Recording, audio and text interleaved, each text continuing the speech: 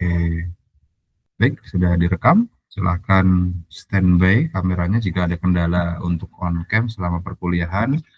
Apapun kendalanya, letakkan di kolom chat supaya ada recordnya dan bisa dijadikan bukti bersama-sama jika tidak dianggap goib.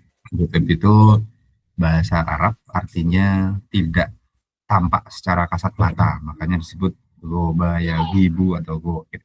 Makanya makhluk goib itu adalah makhluk yang tidak bisa dilihat kasat mata. Makanya jika tidak terlihat oleh kita di ruangan ini, kita bisa sebut dia goib, sedang tidak ada. Oke, saya panggil per 3 orang. Adi, Septa, Firta. 1, 2, 3, 1. Baru 1, oke. Kemudian turunkan Berta, Puput, Raffi, Dion. 1, 2, 3. Oke, turunkan. Rafli, Nadinda, Adila. Satu saja. Baik. Kemudian Nara, Kia, Cia. Oke, Cia, Saskia. Cuman 2 ya. Alicia dan Saskia. Oke. Kemudian ada Naradafu, Fiora, Novi. Naradafu, Fiora, Novi. Oke. Turunkan. Nela, Sabrina, Shaila. Lini itu Sabrina. Kemudian Shaila, kemudian oke, bisa diturunkan. Kemudian sebentar, Anissa, Iqbal, Andini. Iqbal. 1, 2, 3. Oke, turunkan. Ayah, Naila. Ini tuh. 1, 2, 3. Bentar. Maaf ya jika ada gangguan-gangguan sedikit karena ini sedang di ruang kamar. Oke, next Hans Nolan, Rizal, Bila. Hans Nolan, Rizal, Bila. 1, 2, 3. Tidak ada. Oke, Winly, Hafizah, Roy. 1, 2, 2 saja. Oke. Puja, Nisvan, Lucy.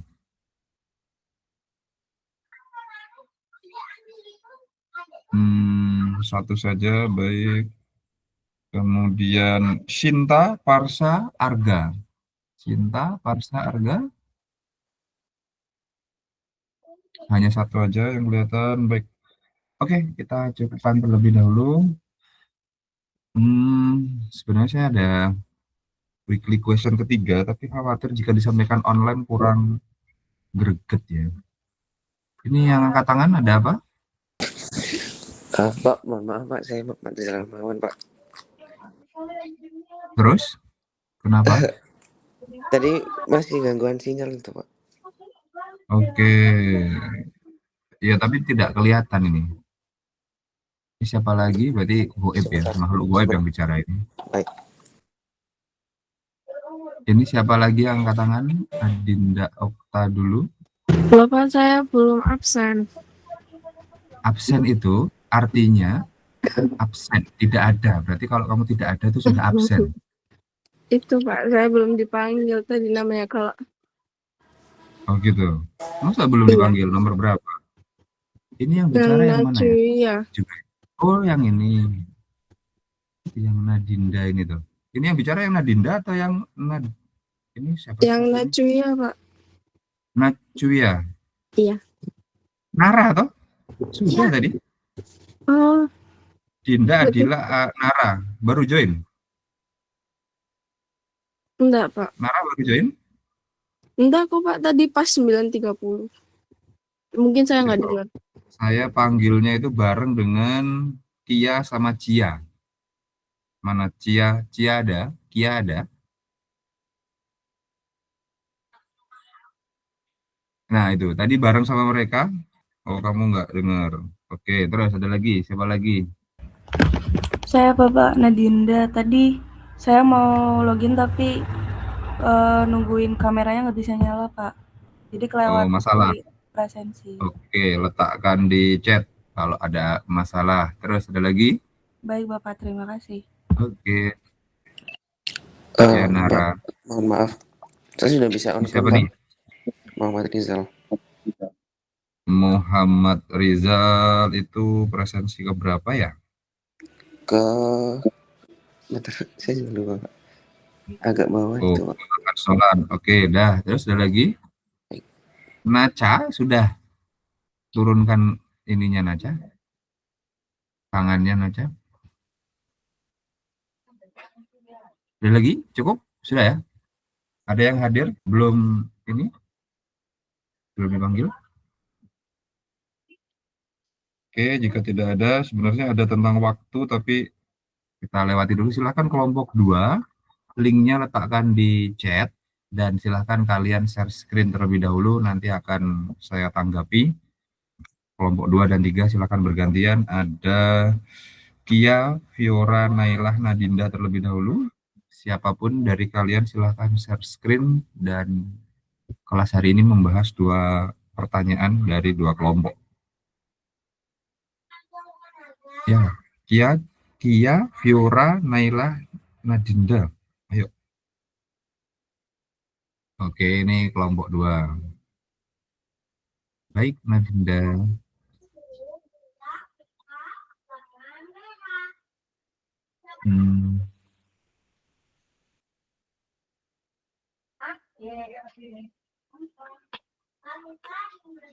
Oke, Nisvan.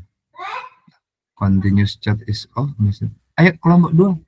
Silakan terlebih dahulu. Siapa yang ini? Nah, silakan ya. Dijawab terlebih dahulu, nanti akan saya tanggapi setelahnya.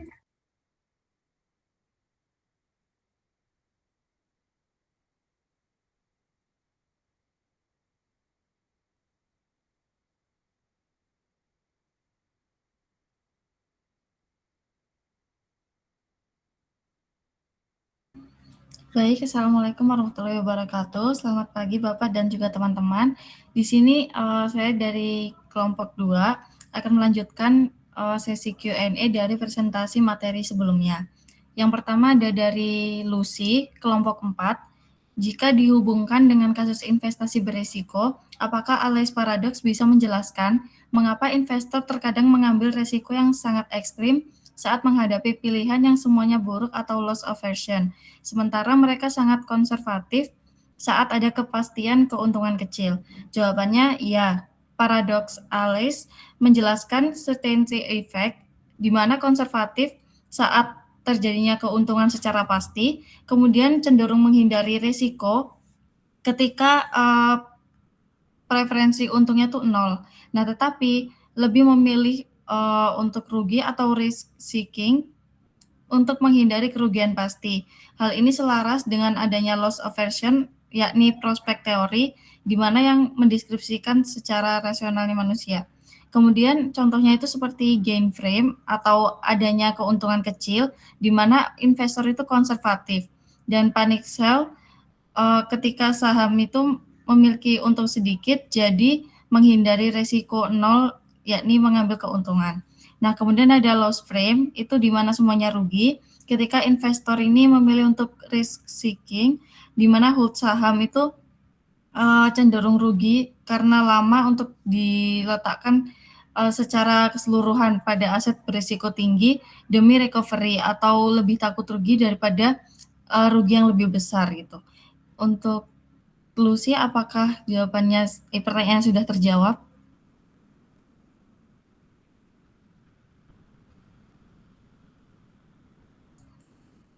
Untuk Lucy mungkin apakah ada tambahan atau sanggahan?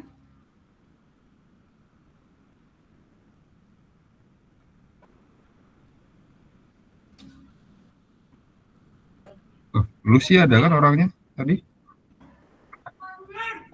Oh, Lucy belum ada. Dipanggil dulu aja ya, dipastikan orangnya ada dulu baru direspon. Masih goib. Lucy Siapa Fiora, Lucy masih. belum hadir, Pak. Iya, Belum ada di iya, Google Meet. iya, ya udah. Oh iya, ini kan direkam. Nanti rekamannya kita kasih aja ya. Orangnya tidak ada tetap on karena ini yang direkam, jadi kita tetap lanjut aja. Jika di kelas kan orangnya tidak ada ya dilewati dulu. Oke, silakan lanjutkan dulu. Ada Baik. rekamannya. Oh iya, sebentar. Lebih baik kalian semuanya dulu baru saya atau satu pertanyaan kalian respon saya tanggapi, kalian respon saya tanggapi. Mana lebih mudah? Keseluruhan dari kelompok kami terlebih dahulu, Pak. Oke. Satu kelompok baru pindah ke kelompok berikutnya ya. Iya, Pak. Oke, Baik. silakan. Lanjut ke pertanyaan berikutnya dari Adila, kelompok 1. Mungkin apakah hadir?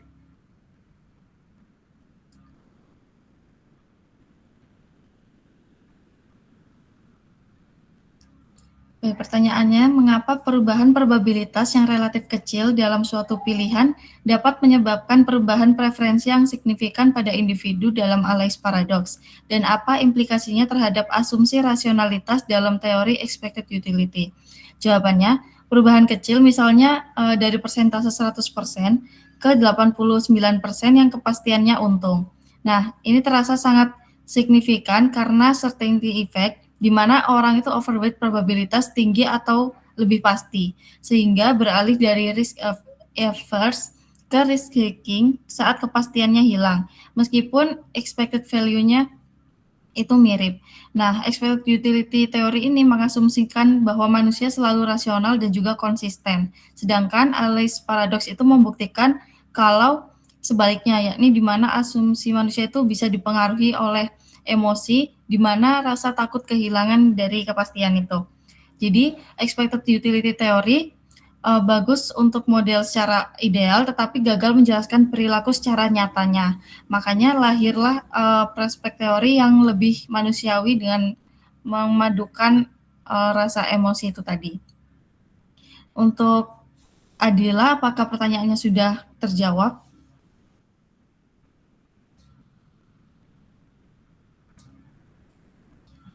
Dari Adila, mungkin apakah ada tanggapan?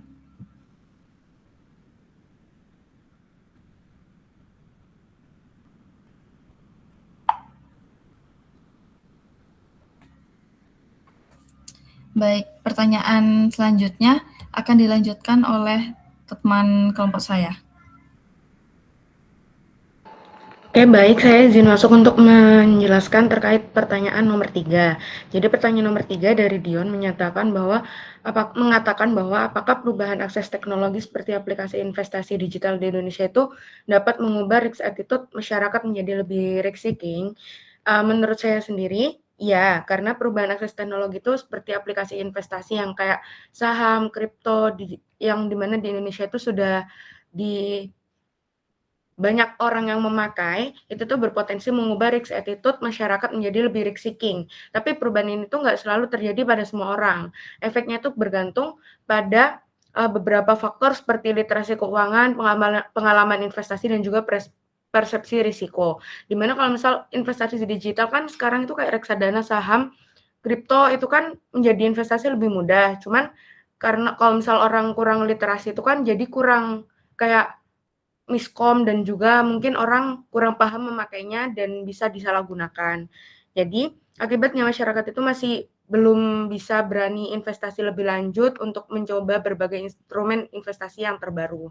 Nah, akses informasi itu ningkatin keberanian ngambil resiko. Dari platform digital itu kan udah menyediakan dari informasi pasar secara real time, dan juga kadang itu kan ada rekomendasi investasi berbasis algoritma kita ya, dan juga ada edukasi investasi. Mungkin sekarang banyak tuh les-lesan online terkait investasi dan juga dagang-dagang saham seperti itu. Nah, dengan informasi yang lebih banyak itu kan investor merasa lebih confident ya dalam pengambilan keputusan investasi. Nah, hal ini tuh mendorong perubahan dari risk averse jadi risk neutral menuju ke risk taking. Jadi kayak gitu. Kesimpulannya, perubahan akses teknologi itu melalui aplikasi investasi digital di Indonesia itu dapat mendorong masyarakat menjadi lebih risk seeking, terutama karena kemudahan aksesnya, peningkatan informasi, dan juga munculnya bias perilaku seperti overconfidence. Tapi perubahan ini tuh tetap dipengaruhi faktor lain kayak literasi yang sudah saya jelaskan tadi, pengalaman investasi, dan juga perspektif risiko individu seperti itu. Terima kasih. Untuk pertanyaan selanjutnya akan dilanjutkan oleh rekan saya. Terima kasih. Oh, maaf, sebelumnya Dion apakah sudah menjawab atau mungkin bisa disanggah? Sudah, terima kasih. Terima kasih Dion. Saya kembalikan ke Fiora.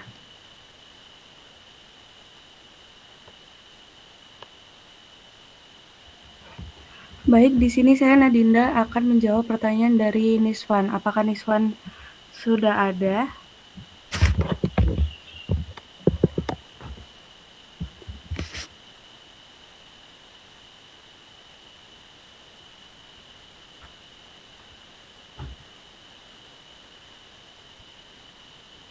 Halo Niswan.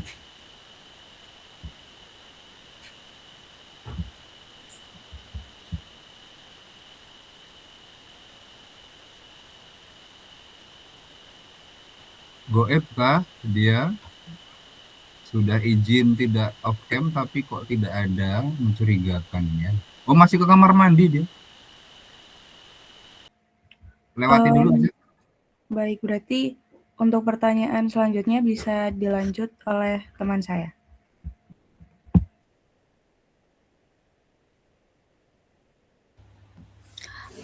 Baik, di sini saya akan menjawab pertanyaan dari Shaila. Pertanyaannya yaitu dalam behavioral finance dijelaskan bahwa kerugian sering terasa lebih besar dibandingkan keuntungan dengan nilai yang sama atau disebut loss aversion. Nah, mengapa manusia cenderung merespon kerugian lebih kuat daripada keuntungan, dan apakah bias ini bisa menyebabkan investor mengambil keputusan yang tidak rasional? Jadi jawabannya yaitu kalau secara psikologis atau behavioral itu kerugian itu emang dianggap sebagai sesuatu yang mengancam sehingga respon emosional itu lebih kuat dibandingkan ketika memperoleh keuntungan sendiri. Misalnya nih, ketika kita kehilangan uang 1 juta. Nah, kehilangan uang 1 juta itu biasanya terasa lebih jauh menyakitkan daripada rasa senang saat kita mendapatkan uang 1 juta. Nah, bias ini bisa menyebabkan investor itu mengambil keputusan yang tidak rasional. Karena seperti contohnya tuh investor sering menahan saham yang sedang rugi terlalu lama karena tidak ingin merealisasikan kerugiannya. Sementara saham yang sudah untung justru cepat dijual untuk mengamankan keuntungannya sendiri itu. Nah, perilaku ini itu dikenal sebagai disposition effect yang sudah dijelaskan di presentasi minggu lalu. Akibatnya dari kejadian ini tuh keputusan investasi itu tidak lagi didasarkan pada analisis tersebut, tetapi lebih dipengaruhi oleh faktor psikologisnya. Apakah Shaila ada?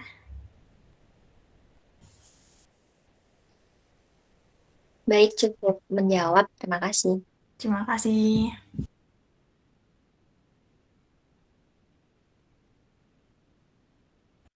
Berapa pertanyaan? 5, Bapak. Oh, udah. Oke.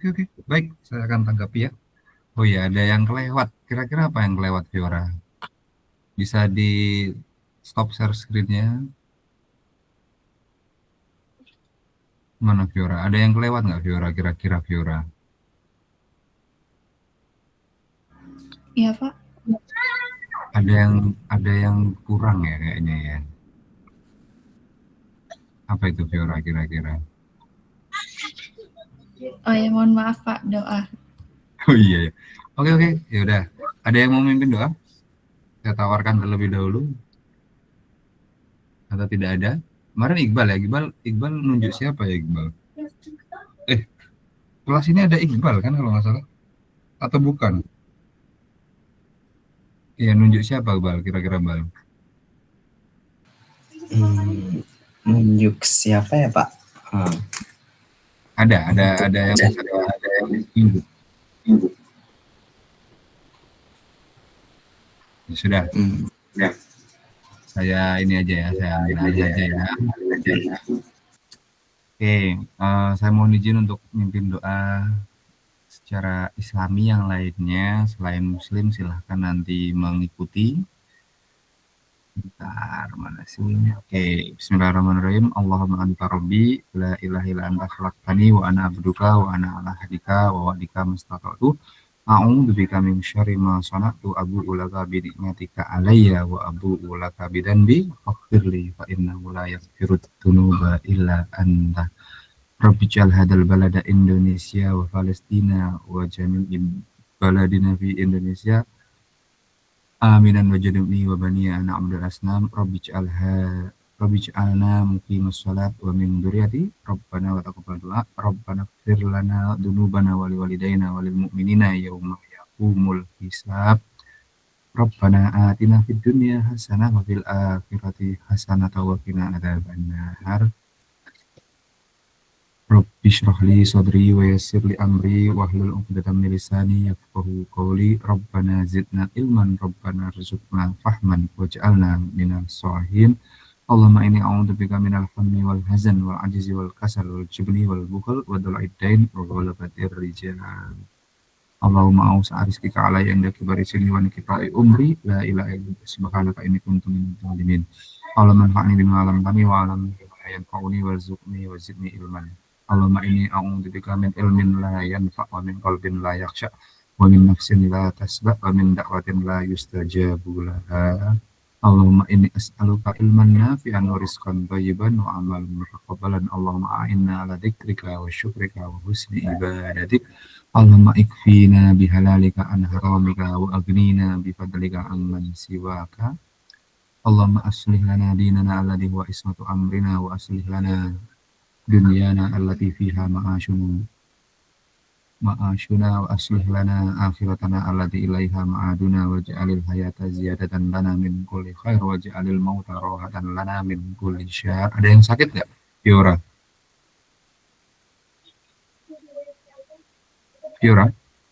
ada yang sakit? Nggak ada? Sudah. Allahumma rabbana si'adibil ba'sya ishfina anta syafi la shifa illa shifauka sifa la yughadiru saqaman wala alaman wala yughadiru saqaman wala alaman. Amin ya rabbal alamin. Oke, kan belum. Bismillahirrahmanirrahim. Asmi syai'un fil ardi wala fis sama' wa huwas samiul alim. Oke, nanti Iqbal ditunjuk ya next meeting. Siapa yang ini? Kalau nggak ada request yang sakit ya sudah, kita tidak doakan. Sebentar. Kelompok 2 Foundation of Finance 1 Expected Utility Theory. Kelihatan ya share screen-nya? Bentar. Q&A. Kelompok 1 tolong nanti di ini ya ditambahkan jika ada pembahasan dari saya yang dirasa perlu ditambahkan. Oke, kelompok Kia, Fiora dan Nailah Nadinda ya. Jika ada tambahannya. Oke, karena Lucy tidak ada, semoga nanti rekamannya nyampe ke dia. Jika dihubungkan dengan kasus, atau sudah datang Lucy? Belum ada? Karena mau konfirmasi pertanyaan ini ya, barangkali nanti ini kan. Jika dihubungkan dengan kasus investasi beresiko, baik. Bisa menjelaskan mengapa AA dan yang semuanya buruk proses sementara mereka sangat oke. Ini saya masih belum memahami maksud dari pertanyaannya Lucy, karena Lucy-nya tidak ada berada di sini, maka kita coba jawab berdasarkan apa yang tersampaikan di kelompok ini. Di sini Lucy bertanya, mengapa orang kenyataannya menurut data masyarakat Indonesia ini jika ditanya terkait risiko, itu seakan-akan hasilnya persepsi mereka adalah risk averse atau takut risiko. Namun di satu sisi perilaku yang mereka kerjakan justru risk seeking kan itu, atau mencari atau menentang atau sangat suka risiko. Kan itu pertanyaannya. Nah, kita coba dudukkan dulu apa itu Alice Paradox. Nah, ini Alice Paradox ada di sini. Jadi nah ini. Jadi Alice Paradox adalah antitesis dari pernyataan expected utility theory di mana mengatakan high risk, high return. Namun di Indonesia ternyata high risk tidak selalu mendatangkan high return dan orang lebih memilih, contohnya apakah probabilitas menang judol, kan itu ya realitanya di Indonesia angka judol tinggi. Apakah probabilitas memenangkan judi itu sebesar keuntungannya? Saya rasa jawabannya tidak, karena di sana ada zero sum game. Tapi mengapa masih diminati? Mengapa masih banyak dilakukan? Nah, ini menjadi sebuah alais paradok. Harusnya ketika expected utility theory, maka judi itu tidak mengasihkan, judi itu tidak rasional. Karena apa? Probabilitas menangnya dengan probabilitas keuntungan yang diperoleh itu beda jauh, tidak sejalan. Padahal expected utility theory itu mengatakan ketika keuntungan makin besar, maka resikonya juga besar. Judi, keuntungannya besar jika menang, tapi probabilitasnya sangat kecil. Kemungkinan untuk menangnya itu kecil. Nah, itu kan kemudian, padahal di expected utility theory adalah ketika probabilitas itu dilibatkan, kemungkinan-kemungkinan itu diukur, harusnya manusia tidak ada yang mau judi. Karena apa? Judi kemungkinannya kecil, walaupun high risk, high return. Oke, jika menang, tapi kan masalahnya yang terkena kasus makin tinggi. Nah, di sini digambarkan dari realitasnya ditemukanlah sebuah paradoks yang disebut alais. Sehingga ini adalah bentuk dari temuan di lapangan yang berbeda dengan expected utility atau teori ekspektasi terhadap keuntungan atau terhadap kegunaan ya. Utilitas itu kegunaan, namun di Indonesia sudah menjadi sebuah kepuasan karena asumsinya bertambah. Ketika orang itu merasa barang itu berguna, ketika merasa hal itu berguna, maka utilitasnya bertambah. Itu asumsi ekonomi Indonesia, sehingga terjemahan yang nyampe ke kita adalah kepuasan. Padahal secara bahasa, utilitas adalah kegunaan. Contoh, ketika kita bicara tentang kegunaan, yang berguna bagi badan kita itu apa sih? Yang menyehatkan. Kenapa? Karena di ilmu kedokteran seperti itu. Namun karena bergeser maknanya menjadi kepuasan, maka bagi peminum bir, minum bir itu puas, mendatangkan utilitas. Padahal kalau kita kembalikan kemana kegunaan, kayaknya minum bir itu memabukkan, bukan banyak berguna, menghilangkan akal kan itu. Begitu juga berlaku bagi para mereka yang merokok. Merokok secara kesehatan tidak baik bagi kesehatan, tapi karena mendatangkan utilitas yang artinya adalah puas, maka perokok bilang puas. Padahal riset mengatakan itu malah buruk bagi kesehatan kan itu. Ya, jadi di sini saya ingin menanggapi bahwa di bidang investasi pun juga berlaku sama. Banyak produk-produk investasi di bidang behavioral finance khususnya, itu yang lebih ditonjolkan adalah keuntungannya. Contoh, investasi rumah, keuntungan melimpah, tapi jarang disampaikan atau framingnya itu lebih ke arah positif, karena memang manusia sukanya positif. Padahal jika disampaikan kasus orang rugi, susah jual rumah, aset tidak liquid, ada biaya-biaya bayangan atau shadow cost yang tidak terungkap di dalamnya, kemudian ada pajak penjualan, pajak keuntungan, dan juga berbagai macam yang tidak nampak, itu seakan-akan diabaikan. Padahal membeli properti itu juga illiquid, sangat sulit untuk realisasinya. Jika sudah terrealisasi, ada banyak biaya-biaya bayangan atau rentetan derivasi cost-nya. Sehingga ketika dihitung-hitung ulang, keuntungannya tidak seberapa.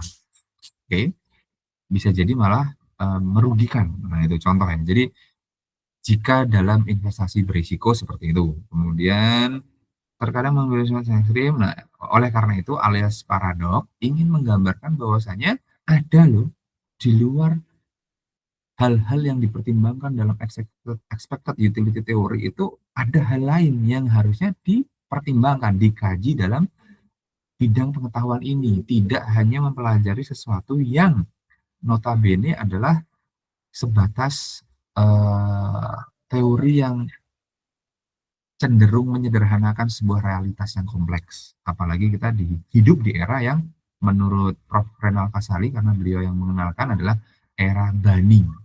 Bani itu yang terbaru, yang sebelumnya adalah VUCA, Volatility, Uncertain, Complexity, and Ambiguity. Kemudian Bani kalau nggak salah Bristol, Anxiety, N-nya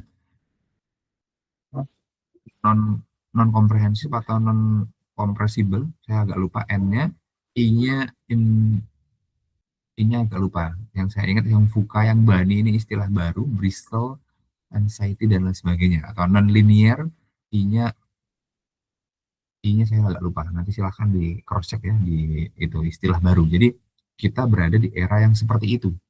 Sehingga saya rasa keputusan tentang risiko dan keuntungan itu sangat bervariasi, dan Alice Paranok ini ingin menjelaskan bahwasanya expected utility theory ini harusnya mulai diupdate, mulai dipertimbangkan kembali relevansinya dengan dunia di mana kita berada. Kemudian ini hubungannya dengan sementara mereka yang sangat konfusif atau ada kepercayaan. Nah, ini agak bingung ya, karena yang bersangkutan tidak ada. Kita lanjutkan terlebih dahulu untuk konfirmasi. Kemudian Adila ada? Adila? Ada orangnya? Saya Pak. Oke, ini Brex Adila. Iya. Sebentar, ini yang ditanyakan, mengapa perubahan probabilitas yang relatif kecil dalam suatu pilihan dapat menyebabkan perubahan preferensi? Maksudnya gimana ya, Adila?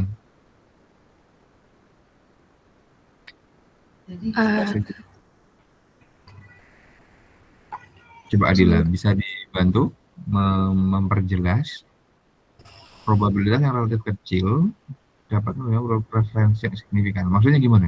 Bisa dicontohkan yang kamu maksud barangkali?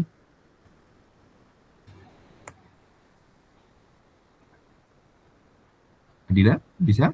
Atau tidak bisa? Bisa Pak, sebentar Pak, saya lupa sama pertanyaan saya. Oke, kalau saya mau tanggapi seadanya dulu ya. Asumsi rasionalitas intinya ketika kenaikan naik 1%, maka harusnya ketika kita dihadapkan dengan kerugian 10%, ada kerugian 10%, maka kita berharap untungnya juga 10% atau beta. Ketika ukuran di expected utility theory itu kan beta. Resiko rugi, anggaplah betanya 10%, maka kita ingin expected return kita adalah 10% atau ke atas. Itu dianggap rasionalitas dalam expected utility theory. Paham ya? Nanti kalian belajar di CEPM dan lain sebagainya. Ukuran teori biasanya digambarkan dengan beta. Beta itu bisa digambarkan juga dengan standar deviasi, atau juga bisa digambarkan dengan variance terhadap risiko yang ada. Ketika ini, karena kita sudah di behavior, saya asumsikan kalian sudah belajar analisis investasi dan risiko dan berbagai macam variasi pengukuran risiko di dalamnya. Ada beta, ada standar teori, ada variance. Jadi kalau kita flashback sebentar ke expected utility theory, di sana ada ketika kita berinvestasi pada sektor A, maka semua aset kita ini ketika terjadi kerugian sektor A hilang, maka variasinya kecil, alias variasinya sangat rendah, hanya satu. Ketika kita invest atau meletakkan di dua instrumen, satu tabungan, satu deposito, ada 3 jenis gitu ya, 3 jenis variasi, maka resiko kita itu 1/3, makin kecil dibanding 1, paham ya? Jadi resikonya makin mengecil. Ketika kita letakkan di 10 instrumen yang berbeda, bahasa sederhananya gini deh, saya analogikan yang lebih sederhana. Ketika kalian meletakkan, misalkan ya, perjalanan dari Malang ke Yogyakarta gitu ya, atau ke wilayah lain, kalian membawa 1 juta. Ketika kalian letakkan 1 juta itu di kantong, di satu dompet dan satu letak kantong, misalkan kantong belakang, ketika terjadi kehilangan, maka 100% hilang, atau resikonya itu 1 kalau dalam rasio. Ketika kalian split jadi 2, 500.000 di kantong belakang, 500.000 ada di kantong depan, di kantong baju, maka resiko terjadi kehilangan, resiko dirampok atau dicuri orang menjadi setengah, 1/2. Bagaimana jika 1 juta dibagi menjadi 10? 100.000 di kantong belakang, 100.000 di kantong depan, 100.000 di tas, 100.000 di kaos kaki, 100.000 di saku depan, di saku celana depan, 100.000 kalian letakkan di topi misalkan, 100.000 kalian letakkan di tempat yang lain, maka kehilangan kalian itu 1/10. Karena kalian memvariasikan posisi dana itu. Nah, ketika kita bawa asumsi itu ke dalam instrumen investasi, jangan lupa kita memiliki beberapa jenis. Pak, kalau saya meletakkannya di tabungan, beda-beda apa gimana? Bisa. Anggaplah bank A, bank B, bank C gitu kan, tapi produknya sama semua, tabungan semua. Nah, itu kemungkinannya juga bisa. Oke, ya artinya anggaplah kalian punya 10 juta, 1 juta di BCA, 1 juta di BRI, di Mandiri, di BNI. Kan tidak mungkin ketika terjadi krisis semua bank itu kolaps. Ya kan? Karena apa? Itulah nanti cikal bakal filosofis kenapa munculnya LPS. Tidak boleh meletakkan dana yang lebih dari 2 miliar dalam satu bank, harus dipisah-pisah. Lebih baik lagi jika instrumennya berbeda, di tabungan, di deposito, di saham, di reksadana. Saham pun juga harusnya berbeda-beda, ada saham tambang, saham farmasi, saham oil and gas, saham konstruksi, saham food and beverage, saham manufacture. Nah, itu juga sama. Sehingga itu asumsi rasionalitasnya. Kemudian pertanyaan Nadila, sudah ingat belum Nadila? Ini nanti ketika presentasi akan saya sortir ya, yang tidak izin, tidak izin. Sudah jelas ya Pak Jo? Gimana? Pertanyaan gimana maksudnya? Jadi kalau kayak perubahan kecil tuh semisal kalau semisal kayak ada diskon juga gitu loh Bapak, kan diskon yang besar sama yang kecil tuh bisa mempengaruhi minat pembeli, pokoknya seperti itu. Oh, ya probabilitas. Kecil kan di situ jawabannya misalnya dari 100% ke 89% itu kan menurut saya jaraknya juga lumayan kecil. Nah itu kenapa udah bisa langsung merubah preferensi orang gitu loh Bapak? Oke, berarti pertanyaanmu bukan di sektor investasi ya, artinya ini pemilihan ini ya, pemilihan dalam hal konsumsi berarti ya, bener ya Dila ya? Iya Bapak, betul. Oke. Jika kita mengacu kepada buku Behavioral Finance, itu pasti ranahnya sangat sempit, yaitu pasar modal, sektor investasi. Tapi ketika saya mengajar, saya sampaikan harusnya ketika kita bicara finance itu ada saving, ada leverage atau kredit, keputusan mengambil utang, keputusan meletakkan dana untuk invest, sama keputusan untuk spending. Itu harusnya kita bahas. Cuman di buku referensi yang ada hanya seputar pasar modal, saham, kemudian reksadana, pemilihan instrumen investasi lainnya. Tapi tidak masalah. Berarti yang kamu tanyakan sebentar. Kalau kita mengacu ke ALAIS, itu kan dia mengasumsikan, kita kembali dulu ya, tentang peluang meletakkan dana nih. Oke, kita coba geser preferensi dalam belanja ya. Saya tidak menggunakan ALAIS karena ALAIS lebih kepada preferensi meletakkan dana untuk mendapatkan return. Nah, ini kasusnya ketika diskon harga dengan utilitas, gitu ya Dila ya? Betul? Iya Bapak, iya. Yang kamu maksud berarti perubahan probabilitas itu probabilitas yang mana? Diskon tadi? Iya Bapak. Berarti itu bukan probabilitas. Persentase yang ada di persentase probabilitas dalam hal investasi itu kan kemungkinan kerugian dan kemungkinan keuntungan. Kalau dalam konsumsi, berarti persenan yang ada itu adalah persentase harga, bukan persentase kemungkinan. Clear? Itu harus kita pahami dulu, beda. Karena misalkan diskon 50%, diskon sekian persen, itu bukan probabilitas, itu berpengaruhnya terhadap harga, bukan probabilitas kita untuk membeli. Kemungkinan untuk membeli, tertarik untuk membeli, bukan yang itu ya. Jadi itu persentasenya memang mirip, tapi itu adalah terhadap harga barang yang ingin dibeli. Apakah ketika harga turun, kemungkinan orang itu membeli banyak meningkat. Itukah yang kamu maksud? Iya Bapak, berarti itu Oke. bukan probabilitas kepada peluang orangnya ya Pak? Bukan probabilitas. Kalau itu mau kamu ukur, memang belum ada risetnya ya, belum ada risetnya. Selama ini hanya harga turun, ini yang tradisional economics, harga turun diasumsikan permintaan tinggi. Tapi ada kalanya selera itu mempengaruhi. Contoh, diskon besar-besaran tapi produknya itu kurang berkualitas. Kalau kita kaji, probabilitas peningkatan penjualan kecil. Tapi jika produk itu disukai masyarakat, anggaplah brand-brand ternama, kok dia menurunkan harga, dia melakukan diskon cuci gudang, probabilitas barang itu habis laku terjual itu lebih tinggi dibanding produk yang kurang disukai.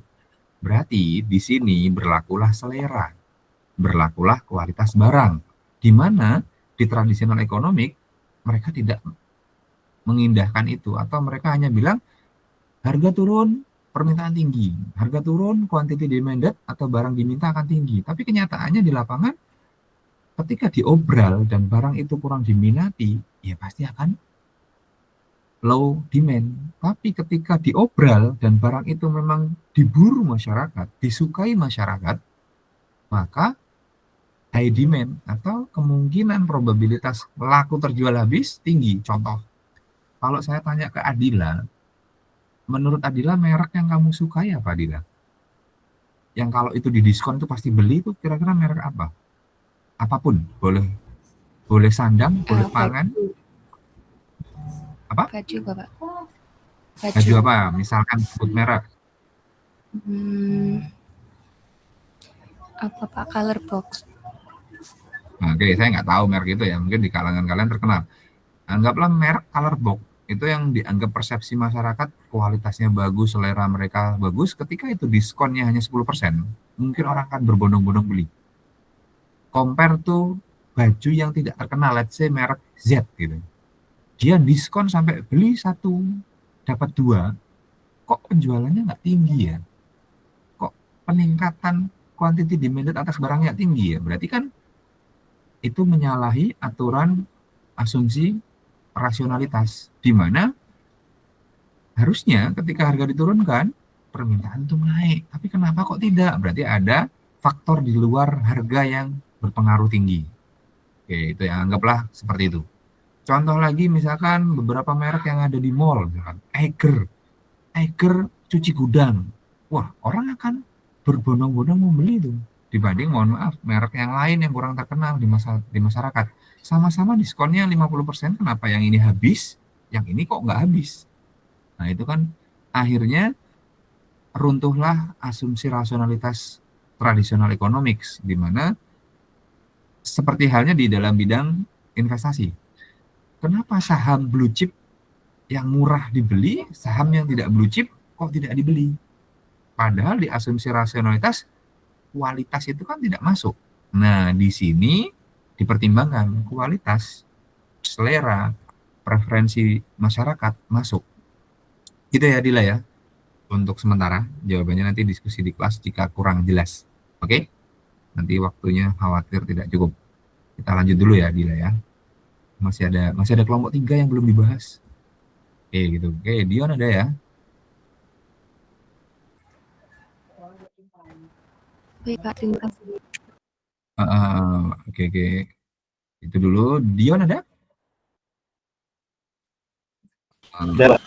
Tolong konfirmasi di chat ya jika kalian ada kendala. Kalau tidak nanti akan ada asisten yang mendata kalian. Sebentar. Oke. Ini apakah belum ada risetnya ya Dion? Kalau kelompok kamu mau mencoba bolehlah tentang hal ini. Saya belum menemukan temuan di lapangan. Apakah perubahan akses teknologi membuat risk attitude menjadi risk-taking? Saya rasa sih tidak. Sementara jawabannya, tapi belum ada bukti konkret di lapangan. Saya rasa tidak. Namun yang membuat mereka menjadi risk-taking itu bisa jadi karena framingnya, karena overconfident-nya, hal-hal lain yang menyebabkan mereka malah harusnya mereka itu tetap takut kerugian, tapi secara perilaku seakan-akan ke arah risk taking atau mencari keuntungan. Contoh nih, contoh. Saya contohkan kasusnya ya. Misal satu kelas ini di kuesioner, apakah Anda takut risiko? Saya bisa pastikan jawaban kalian akan iya, takut. Berarti kan risk averse, tidak suka risiko. Namun, beberapa mahasiswa itu merasa percaya diri, akhirnya nyemplung ke kripto dan lain sebagainya kan gitu. Nah, jadi bisa jadi secara kuesioner ketika ditanya itu merasa risk averse. Tapi ketika perilakunya menunjukkan risk taking, seperti itu Dion. Ditambah dengan overconfident ini diperkuat dengan adanya robo advisor, alat-alat yang lebih canggih untuk menganalisis atau menghitung probabilitas keuntungan dan kerugian. Jadi apakah dapat mengubah risk attitude? Saya rasa bisa. Namun yang merubah itu karena keberadaan terlalu percaya diri mungkin, karena pengaruh informasi awal, atau karena framing dari influencer dan juga orang-orang yang saya rasa ada yang bertanggung jawab, tapi lebih banyaknya yang tidak bertanggung jawab. Seperti itu Dion ya. Jadi coba aja dilakukan risetnya, FEB misalkan, atau anak EKP bagaimana. Menurut mereka seperti apa, dan secara perilaku, secara tindakan seperti apa. Gitu. Bisa dipahami ya Dion ya. Terima kasih Pak. Jadi kalau kamu bisa menemukan, saya yakin itu akan diterima jurnal. Karena memang belum ada pembuktiannya. Tapi menurut saya, pengamatan sementara, harusnya iya. Karena apa? Contoh nih, saya contohkan. Kenapa sih banyak di Indonesia itu anak mudanya merokok? Itu ada sebuah riset, beberapa kali video itu saya unggah, itu di take down terus. Artinya ada pihak yang tidak suka, dan itu pemain besar, itu merekam, menanyai dua pihak. Kenapa anak muda, anak SMP sudah merokok? Oh keren, kayak cowboy. Wah, karena apa? Framingnya keren, framingnya berani gitu. Iklan-iklannya seperti itu, framingnya. Kemudian ketika ditanya oleh mereka, pengusaha-pengusaha yang luar negeri, dia bilang apa? Wah, apakah Anda penjualnya ya ini ya, sales-salesnya dia bilang kami tidak, kan jelas di situ ada pelanggaran, ada peringatannya. Tapi kenapa dijual di sini? Ya ini kan permintaan mereka. Kita menjual apa yang diminta masyarakat, walaupun itu merusak. Itu pernyataan langsung dari salesnya. Jadi mereka mengatakan, ini kalau yang semoga tidak tersinggung ya, itu ada videonya, nanti saya berikan linknya jika kalian tertarik. Dia secara terang-terang mengatakan kebodohan masyarakat Indonesia adalah keuntungan kita. Jadi mereka yang beli, mereka yang merusak kesehatan itu bodoh, dan mereka bilang ini lead to another business, yaitu apa? Industri farmasi. Ketika kesehatan mereka turun, maka farmasi juga senang, maka dokter-dokter juga senang. Sehingga itu menggerakkan perekonomian dengan mengorbankan kesehatan masyarakat. Itu perkataan mereka yang jualan. Terus Anda tidak merokok? Ya enggak lah. Saya nggak bodoh. Di situ kan ada keterangan yang merusak jantung. Saya kan nggak mau merusak jantung. Itu salesnya bilang kayak gitu. Jadi kalau kalian merasa di framing ataupun apa, ya itu ada. Secara kajian akademik ya, kita bicara bukan masalah like or dislike, tapi tidak. Tapi itu ada. Dan beberapa kali riset saya update, itu di take down terus. Begitu juga nanti kita bicara tentang pengobatan. Ada beberapa pengobatan yang di take down. Ada temuan-temuan yang bagus di take down. Artinya diredam. Karena apa?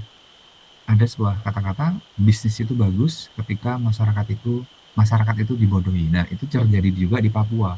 Orang-orang Papua itu pintar, tapi mereka dicekoi dengan miras sehingga berpikir irasional. Irasional bukan dalam arti ilmu kita ya, tapi irasional untuk tidak berpikir jernih, sehingga sumber dayanya diambil, mereka terus diberi nafsunya terus disupply, disenangkan terus sehingga dia dilupakan, dilenakan. Ya itu ya. Nanti kita bahas kemudian. Nisvan sudah kembali dari toilet atau hilang jangan-jangan? Sudah, Pak. Nisvan. Oh, ada. Oke. Aksioma, apakah itu boleh masuk irasional?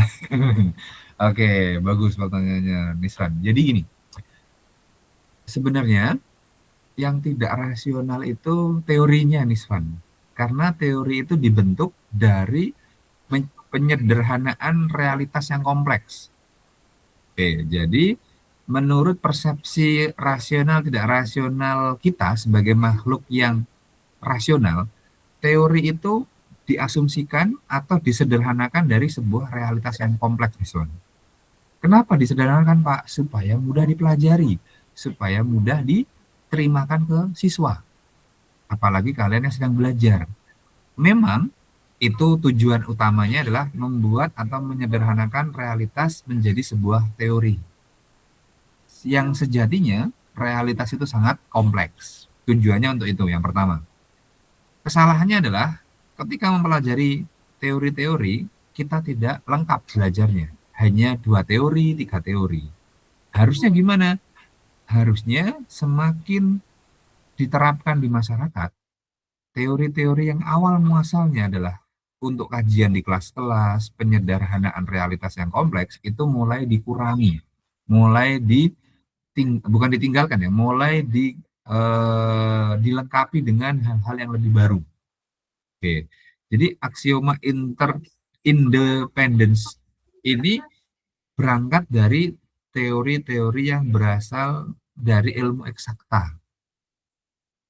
Kemudian ilmu sosial ingin mengeksaktakan atau ingin mengkalkulasi, ingin mengkuantifikasi realitas sosial yang kompleks dengan ilmu statistika dan matematika. Pertanyaannya, ya memang itu baik tujuannya. Namun kenyataannya, ternyata akal kita akhirnya kaku, hanya terkotakkan dengan 2 variabel, 3 variabel, 4 variabel. Padahal kita ketahui secara ilmu sosial banyak sekali pengaruhnya. Beda dengan ilmu eksakta yang hanya bisa dibuat 2 variabel, 3 variabel. Nanti silakan dibaca buku-buku karya Ibnu Khaldun yang dibaca Mark Zuckerberg, bahwasanya itu hanya, makanya muncullah kenapa di ekonometrika itu variabel error. Karena sejatinya itu adalah mengakui adanya faktor-faktor lain yang tidak atau kurang dipertimbangkan dalam menentukan sebuah model. Itu adalah bentuk pengakuan secara model ekonometrika adanya faktor X atau faktor, nanti saya share videonya ya karena tidak sempat menjelaskan. Jadi ada sebuah sejarawan, kenapa sih disebut X dan kenapa variabel dipengaruhi itu Y atau Y? Karena Y itu adalah ketika X diubah, Y, kenapa berubah? Jadi variabel Y itu asal mulanya kenapa disebut bahasa Inggris Y? Karena variabel yang dipengaruhi itu Y. X diotak-atik, Y-nya Y. Gitu. Mengapa berubah? Mengapa begini? Mengapa begitu? Dan X ini di dalam bahasa Inggris ternyata, nanti silahkan dilihat videonya, seorang pakar sejarah bahasa, X ini berasal dari peradaban zaman Baghdad atau yang dibakar oleh Napoleon Bonaparte yang diserang ya. X ini asal muasalnya, karena X itu tidak ada dalam rumus apa istilahnya ya, bahasa Inggris, sejarah Inggris tidak ada. X, Y, Z itu kan baru ya, angka baru. X itu dari syai'un. Jadi syai'un dalam peradaban timur, syai'un itu adalah sesuatu. Syai'un, kemudian dibawa pulang oleh ilmuwan Eropa menjadilah X, syai'un, X. Y itu menjadi variabel yang dipengaruhi. Jadi asal muasalnya seperti itu. Aksioma-aksioma dibangun untuk menyederhanakan realitas yang kompleks dan dikuantifikasi. Kalau kita lihat ekonomi, Adam Smith, Karl Marx ini, John Baptist Say, kemudian John Stuart Mill yang ke atas ya, yang klasik-klasik itu, kemudian Saint Thomas Aquinas, mereka orang-orang kualitatif. Kemudian nanti baca juga di bukunya Adam Smith yang kedua yang jarang dikaji di Indonesia itu, yang masih dipelajari di di Scotland itu adalah moral sentiment. Itu tulisannya tentang ilmu sosial itu kualitatif. Kemudian dikuantifikasi oleh seorang pakar, termasuk Malthus dan Keynes dan lain sebagainya. Nah, kemudian dibuat kuantifikasi untuk menyederhanakan. Nah, berarti yang membuat matematisnya ekonomi itu bukan bapak ekonomi. Bapak ekonomi modern kita kan ada itu katanya. Nanti mundur lagi ada Ibn Rus, Ibn Khaldun yang membuat tentang teori-teori tentang kenegaraan. Itu semuanya tidak ada matematika. Tapi kenapa di era modern ini justru bergeser ke matematika kan gitu? Nah itu terlalu menyerang. Ya benar. Teorinya memang pelajarannya adalah supaya diajarkan di bangku-bangku kuliah itu lebih mudah notabene-nya. Tapi toh seperti itu harusnya ketika mengajarkan ekonomi metodika itu juga memberikan kesadaran ini tuh hanya sebagian kecil, hanya sebagian. Tapi realita yang saya lihat di masyarakat, di lapangan, ketika R square-nya itu sudah di atas 80%, dianggap model ini sangat kompleks, bagus. Apakah seperti itu? Itu yang Niswan ya. Jadi sebenarnya itu tidak melanggar aksioma selama manusia itu tidak dinyatakan gila, selama dia itu waras, selama dia ini semua keputusannya menurut Bapak Fit Averson, salah satu kepala program studi UI, saat itu saya tanya, Pak, bagaimana penjelasannya tentang behavior science? Nah, beliau menjawablah. Jadi terjawablah saat itu, manusia itu makhluk yang rasional, Mas. Jadi apapun keputusannya selama dia tidak dinyatakan gila, itu rasional, walaupun dalam ilmu ekonomi tidak rasional. Karena apa? Ilmu ekonomi hanya sebatas ruang lingkup yang terbatas, yang ingin menyederhanakan sebuah realitas yang kompleks, kan gitu. Jadi di behavioral ini kita ingin melihat atau membroaderkan realitas yang sederhana ini menjadi sebuah konsep atau sebuah pengetahuan yang lebih real, tidak lagi menyederhanakan. Itu ya Niswan ya. Ke terakhir, semoga menjawab. Shaila ada? Shaila? Hadir, Pak. Oh, ini yang loss aversion. Oke. Pertanyaanmu sederhana sih. Ini loss aversion ini adalah temuan ya, Shaila ya. Jadi sebuah temuan di lapangan yang ingin membatalkan, yang ingin memperbaiki asumsi atau tradisional teori yang disampaikan sebelumnya. Jadi dirumuskan di tradisional finance itu bahwasanya rasional itu seperti ini loh. Tapi ketika di riset ditemukan, oh ternyata manusia itu loss aversion, lebih takut kehilangan dibanding mendapatkan dengan nilai rupiah yang sama. Itu kesimpulannya. Sehingga diharapkan ketika ini terjadi, diteliti bertahun-tahun, dilakukan riset berulang, maka bisa menggantikan teori yang lama, bisa meruntuhkan, bisa menggantikan konsep-konsep atau teori yang mengatakan manusia itu, misalkan ini ya, saya tanya ke Sheila mendapatkan 1 juta sama kehilangan 1 juta itu rasanya sama loh. Itu teori yang mengatakan EMH, Expected Market Hypothesis, ataupun teori tradisional finance. Itu mengatakan demikian.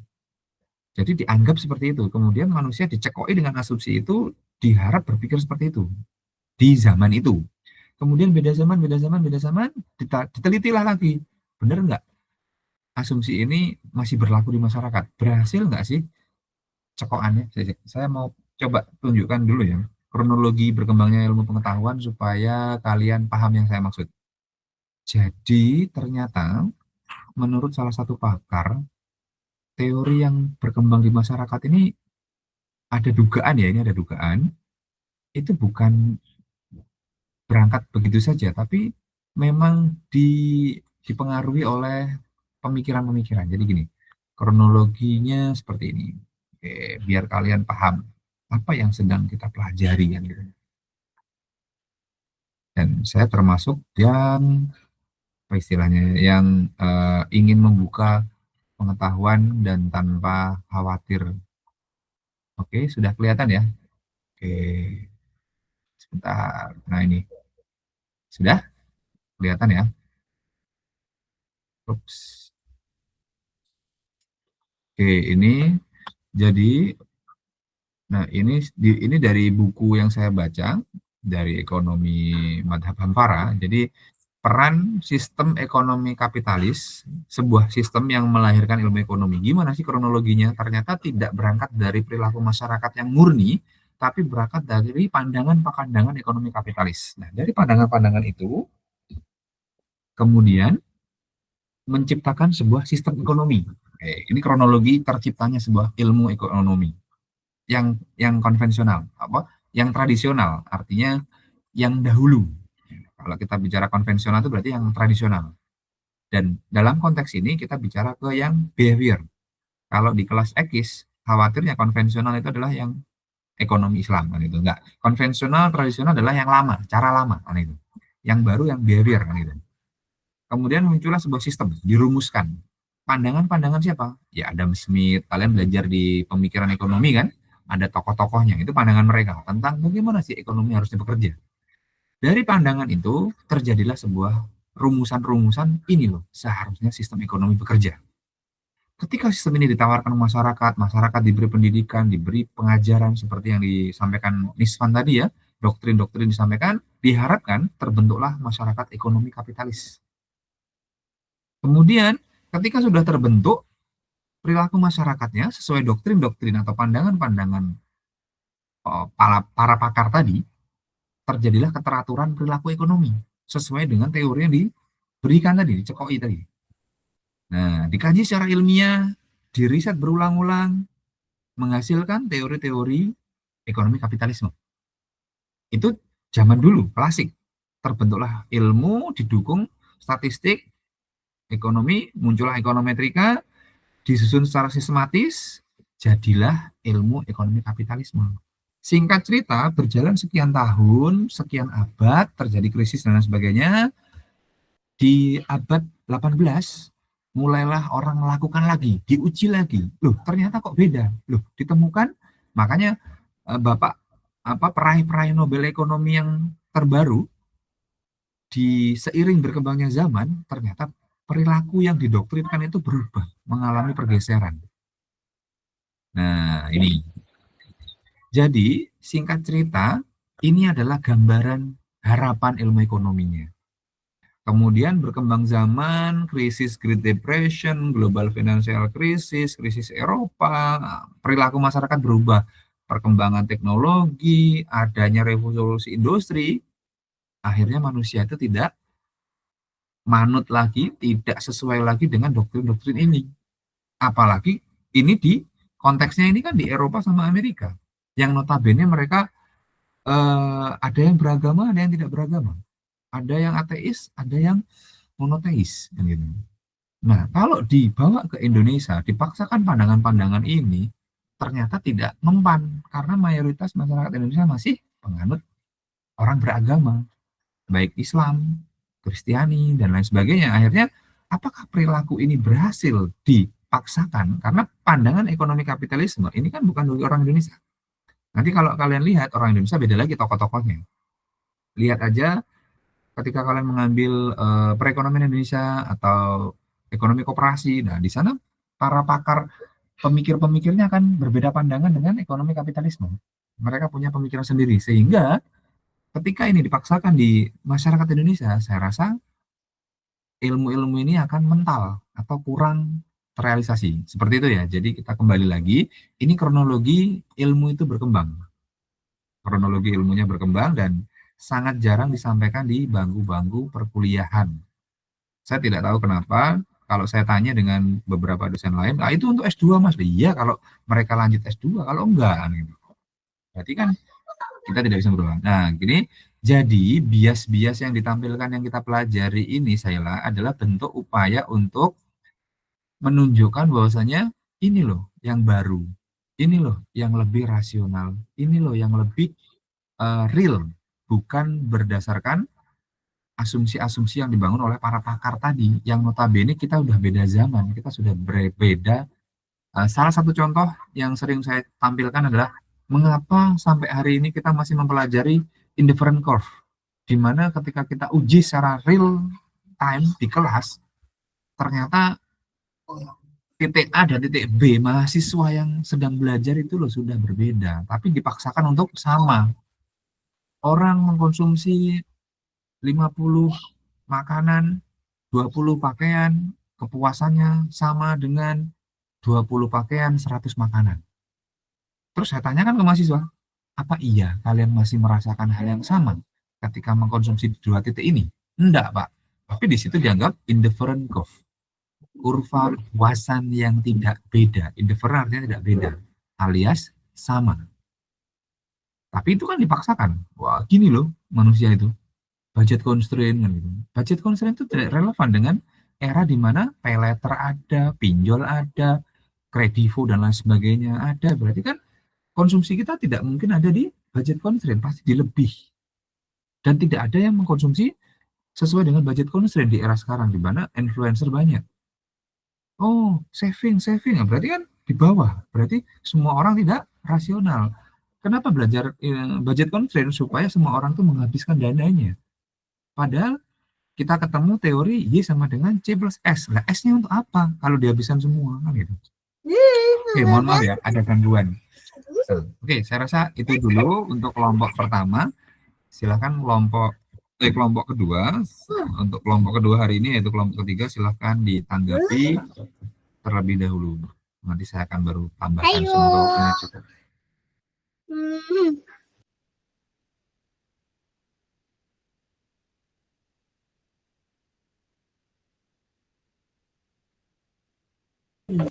Ya, silakan ditanggapi dulu ya. Saya tak mengkondisikan keluarga.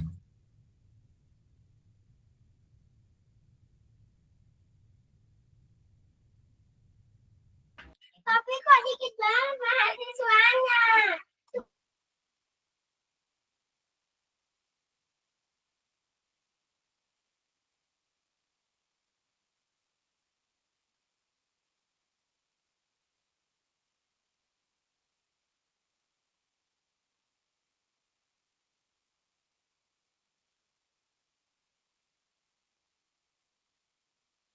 Ya, silakan kelompok 3 langsung ditanggapi terlebih dahulu semuanya.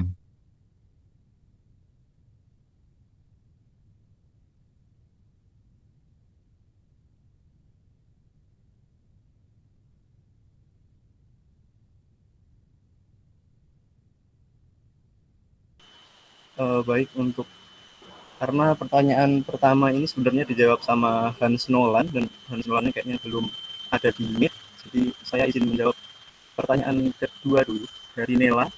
Apakah sudah hadir?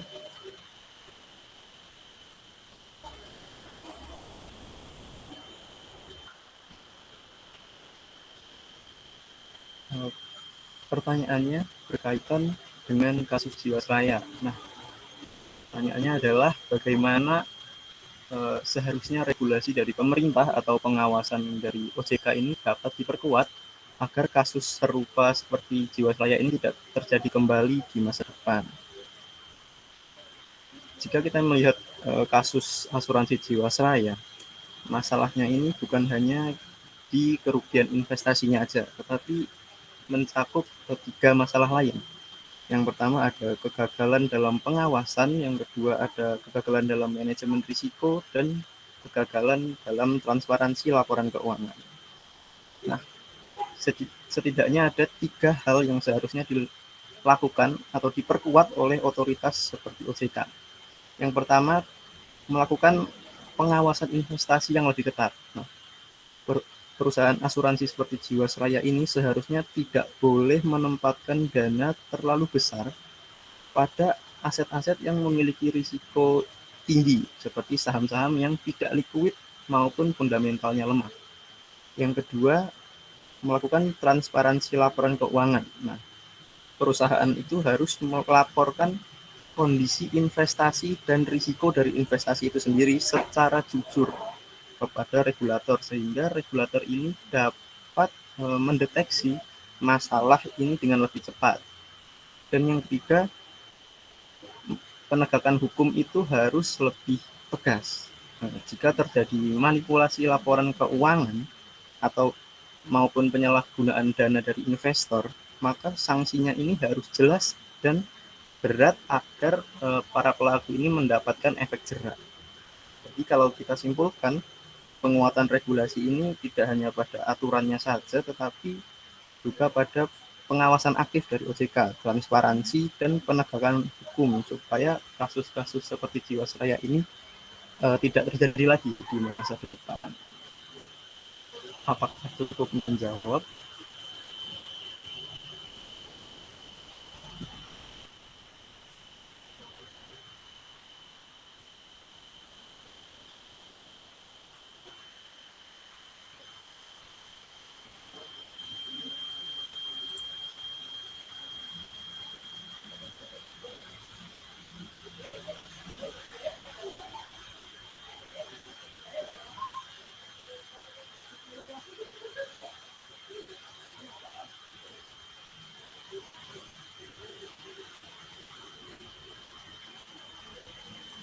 Silahkan dilanjutkan ke pertanyaan nomor 3. Oke, mungkin saya lanjutkan untuk pertanyaan dari Nara dari kelompok 4. Yang pertanyaannya yaitu disebutkan bahwa systematic risk tidak bisa dihilangkan karena berasal dari kondisi ekonomi makro. Di era digital sekarang, apakah ada jenis risiko baru yang dulu dianggap unsystematic risk, tapi sekarang justru menjadi sistematik? Oke, saya ingin menjawab bahwasanya ya di era digital saat ini memang ada beberapa jenis risiko yang dulunya dianggap itu unsystematic risk, tetapi sekarang berpotensi menjadi systematic risk karena dampaknya bisa meluas ke banyak perusahaan bahkan ke seluruh pasar. Salah satunya itu yaitu cyber risk. Cyber risk atau risiko cyber gitu. Contohnya itu jika sistem pembayaran nasional atau bursa saham terganggu, maka dampaknya itu bisa dirasakan oleh seluruh pasar seperti itu. Apakah menjawab? Sudah, terima kasih. Baik, terima kasih. Mungkin bisa dilanjutkan ke pertanyaan keempat. Baik, kita ke pertanyaan nomor 4 dari Natsuya. Pertanyaannya, apakah asumsi rasionalitas dalam teori keuangan klasik seperti CAPM dan EMH ini masih relevan digunakan dalam menjelaskan perilaku pasar saat ini? Menurut saya, teori seperti CAPM dan EMH ini masih relevan, tetapi tidak dapat sepenuhnya mampu menjelaskan kondisi pasar pada saat ini. Hal ini karena kedua teori ini berasumsi bahwa investor ini bersikap rasional dan selalu mengambil keputusan itu berdasarkan informasi yang tersedia. Namun seperti yang kita tahu, kondisi saat ini banyak investor itu dipengaruhi oleh emosional seperti fear and greed, sehingga keputusan investasi ini seringkali tidak sepenuhnya rasional. Karena itu, dua teori klasik ini masih tetap digunakan sebagai dasar atau kerangka awal untuk memahami bagaimana pasar keuangan itu bekerja. Namun untuk menjelaskan perilaku pasar yang sebenarnya, teori tersebut perlu dilengkapi dengan pendekatan dari lagi-lagi behavioral finance yang menjelaskan bagaimana faktor psikologis itu mempengaruhi keputusan seorang investor. Jadi kalau dapat disimpulkan bahwa CAPM dan EMH itu masih relevan, tetapi lebih tepat digunakan sebagai model dasar. Sementara behavioral finance ini dapat membantu kita untuk menjelaskan bagaimana penyimpangan-penyimpangan yang terjadi di dunia nyata yang dipengaruhi oleh faktor psikologis. Apakah cukup menjawab? Cukup, makasih.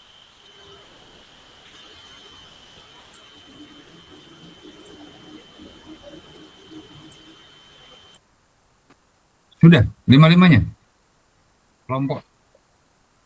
Belum, Pak. Oh, Tinggal belum? menjawab soal nomor 1 sama 5. Oke, silakan. Baik, saya sih menjawab untuk dari pertanyaan yang nomor 5 dari Lucy. Apakah sudah hadir atau langsung dilewatin saja, Pak, kalau Lucy-nya belum hadir? Dijawab aja, ini kan direkam, nanti bisa di-upload. Baik. Dari pertanyaan Lucy itu bertanya dalam agensi teori ada informasi asimetri antara manajer dan pemegang saham. Nah, jika teknologi seperti big data dan akses informasi real time saat ini tuh bisa mengurangi kesenjangan informasi, apakah agensi problem itu akan hilang dengan sendirinya atau apakah manajer justru akan menemukan cara baru untuk menyembunyikan informasi tersebut? Eh, Kalau dari menurut saya, adanya teknologi seperti big data dan akses informasi yang real time itu bukan menghilangkan agensi problem, tapi menurunkan resiko konflik tersebut. Karena dengan adanya informasi yang real time itu kan investor bisa melihat laporan keuangannya secara transparan sehingga bisa menilai perusahaan ini tuh lagi baik-baik saja atau ada masalah. Nah, namun agensi problem ini tidak bisa langsung hilang karena ada hal yang kedua dari agensi platform itu ada eh, self interest manager. Jadi tujuan atau niatan manajer itu secara pribadi. Jadi bisa saja manajer ini mengatur atau dalam penyajian laporan keuangannya itu berbeda dari hasil nyatanya. Contohnya saja itu dalam skandal Enron di Amerika Serikat pada tahun 2001 yang pernah saya baca, itu skandal Enron ini disebabkan oleh manipulasi laporan keuangan yang dimana manipulasinya itu mereka itu memasukkan keuntungan yang belum benar-benar terjadi di laporan keuangannya. Jadi seakan-akan perusahaannya tuh lagi dalam posisi untung dan baik-baik saja. Nah, parahnya lagi manipulasinya itu eh, dilakukan oleh manajer dan auditornya. Auditornya dari firma audit yang cukup besar juga, yaitu Arthur Andersen. Nah, ketika manipulasi itu terungkap, tentunya kepercayaan investor itu turun drastis sehingga harga sahamnya juga anjlok sehingga menyebabkan Enron ini bangkrut. Bahkan bukan hanya Enron saja yang bangkrut, tetapi firma auditnya juga Arthur Andersen juga bangkrut juga. Nah, dari kasus tersebut itu bisa dilihat bahwa agensi problem itu dengan adanya teknologi itu bisa saja tetap terjadi, tapi dengan bentuk yang berbeda. Karena juga ada pembaruan ya, akibat adanya teknologi tersebut bisa saja strategi manajer juga ikut baru juga. Seperti itu. Untuk jawaban nomor 5. Dan untuk pertanyaannya dari Rizal, apakah Rizalnya hadir? Hadir. Oke, baik. Dari pertanyaan kan dalam materi aset pricing disebutkan bahwa semakin tinggi resiko, maka semakin tinggi pula expected return. Namun dalam kenyataannya yang sering ditemukan, itu saham memiliki risiko yang tinggi, tapi justru memberikan return yang rendah dalam jangka panjang. Nah, menurut kelompok kami, apakah faktor yang menyebabkan kondisi tersebut bisa terjadi? Memang benar dalam kenyataannya itu di pasar saham, hubungannya itu tidak selalu konsisten. Salah satu faktornya itu menurut kami adalah perilaku investornya sendiri. Karena dalam yang perilaku investornya itu yang bertindak irasional. Misalnya investor itu terlalu percaya diri, terus mengikuti perilaku pasar atau bereaksi berlebihan terhadap suatu informasi yang menyebabkan harga saham itu tidak selalu mencerminkan risiko yang sebenarnya. Misalnya seperti yang dijelaskan di kelompok sebelumnya, mereka tuh menahan sahamnya tuh menahan saham ruginya tuh terlalu lama seperti itu. Nah, jika di model CAPM biasanya itu kan hanya mengukur resiko di satu indikatornya saja seperti beta. Padahal dalam praktik nyatanya itu kan ada beberapa variabel atau indikator yang belum masuk dalam hitungan sehingga seperti misalnya resiko jika tidak masuk dalam hitungan tentunya resiko yang akan terjadi itu kan tidak masuk. Jadi hal itu adanya menyebabkan resiko yang tinggi gitu. Apakah dapat dipahami? Baik, sudah menjawab. Baik, terima kasih. Mungkin dari situ saja Pak untuk jawaban dari kelompok kami. Oke, sudah semua ya? Ya, sudah semuanya ya? Iya Pak, sudah. Oke, bisa saya share screen aja biar mudah geser-gesernya.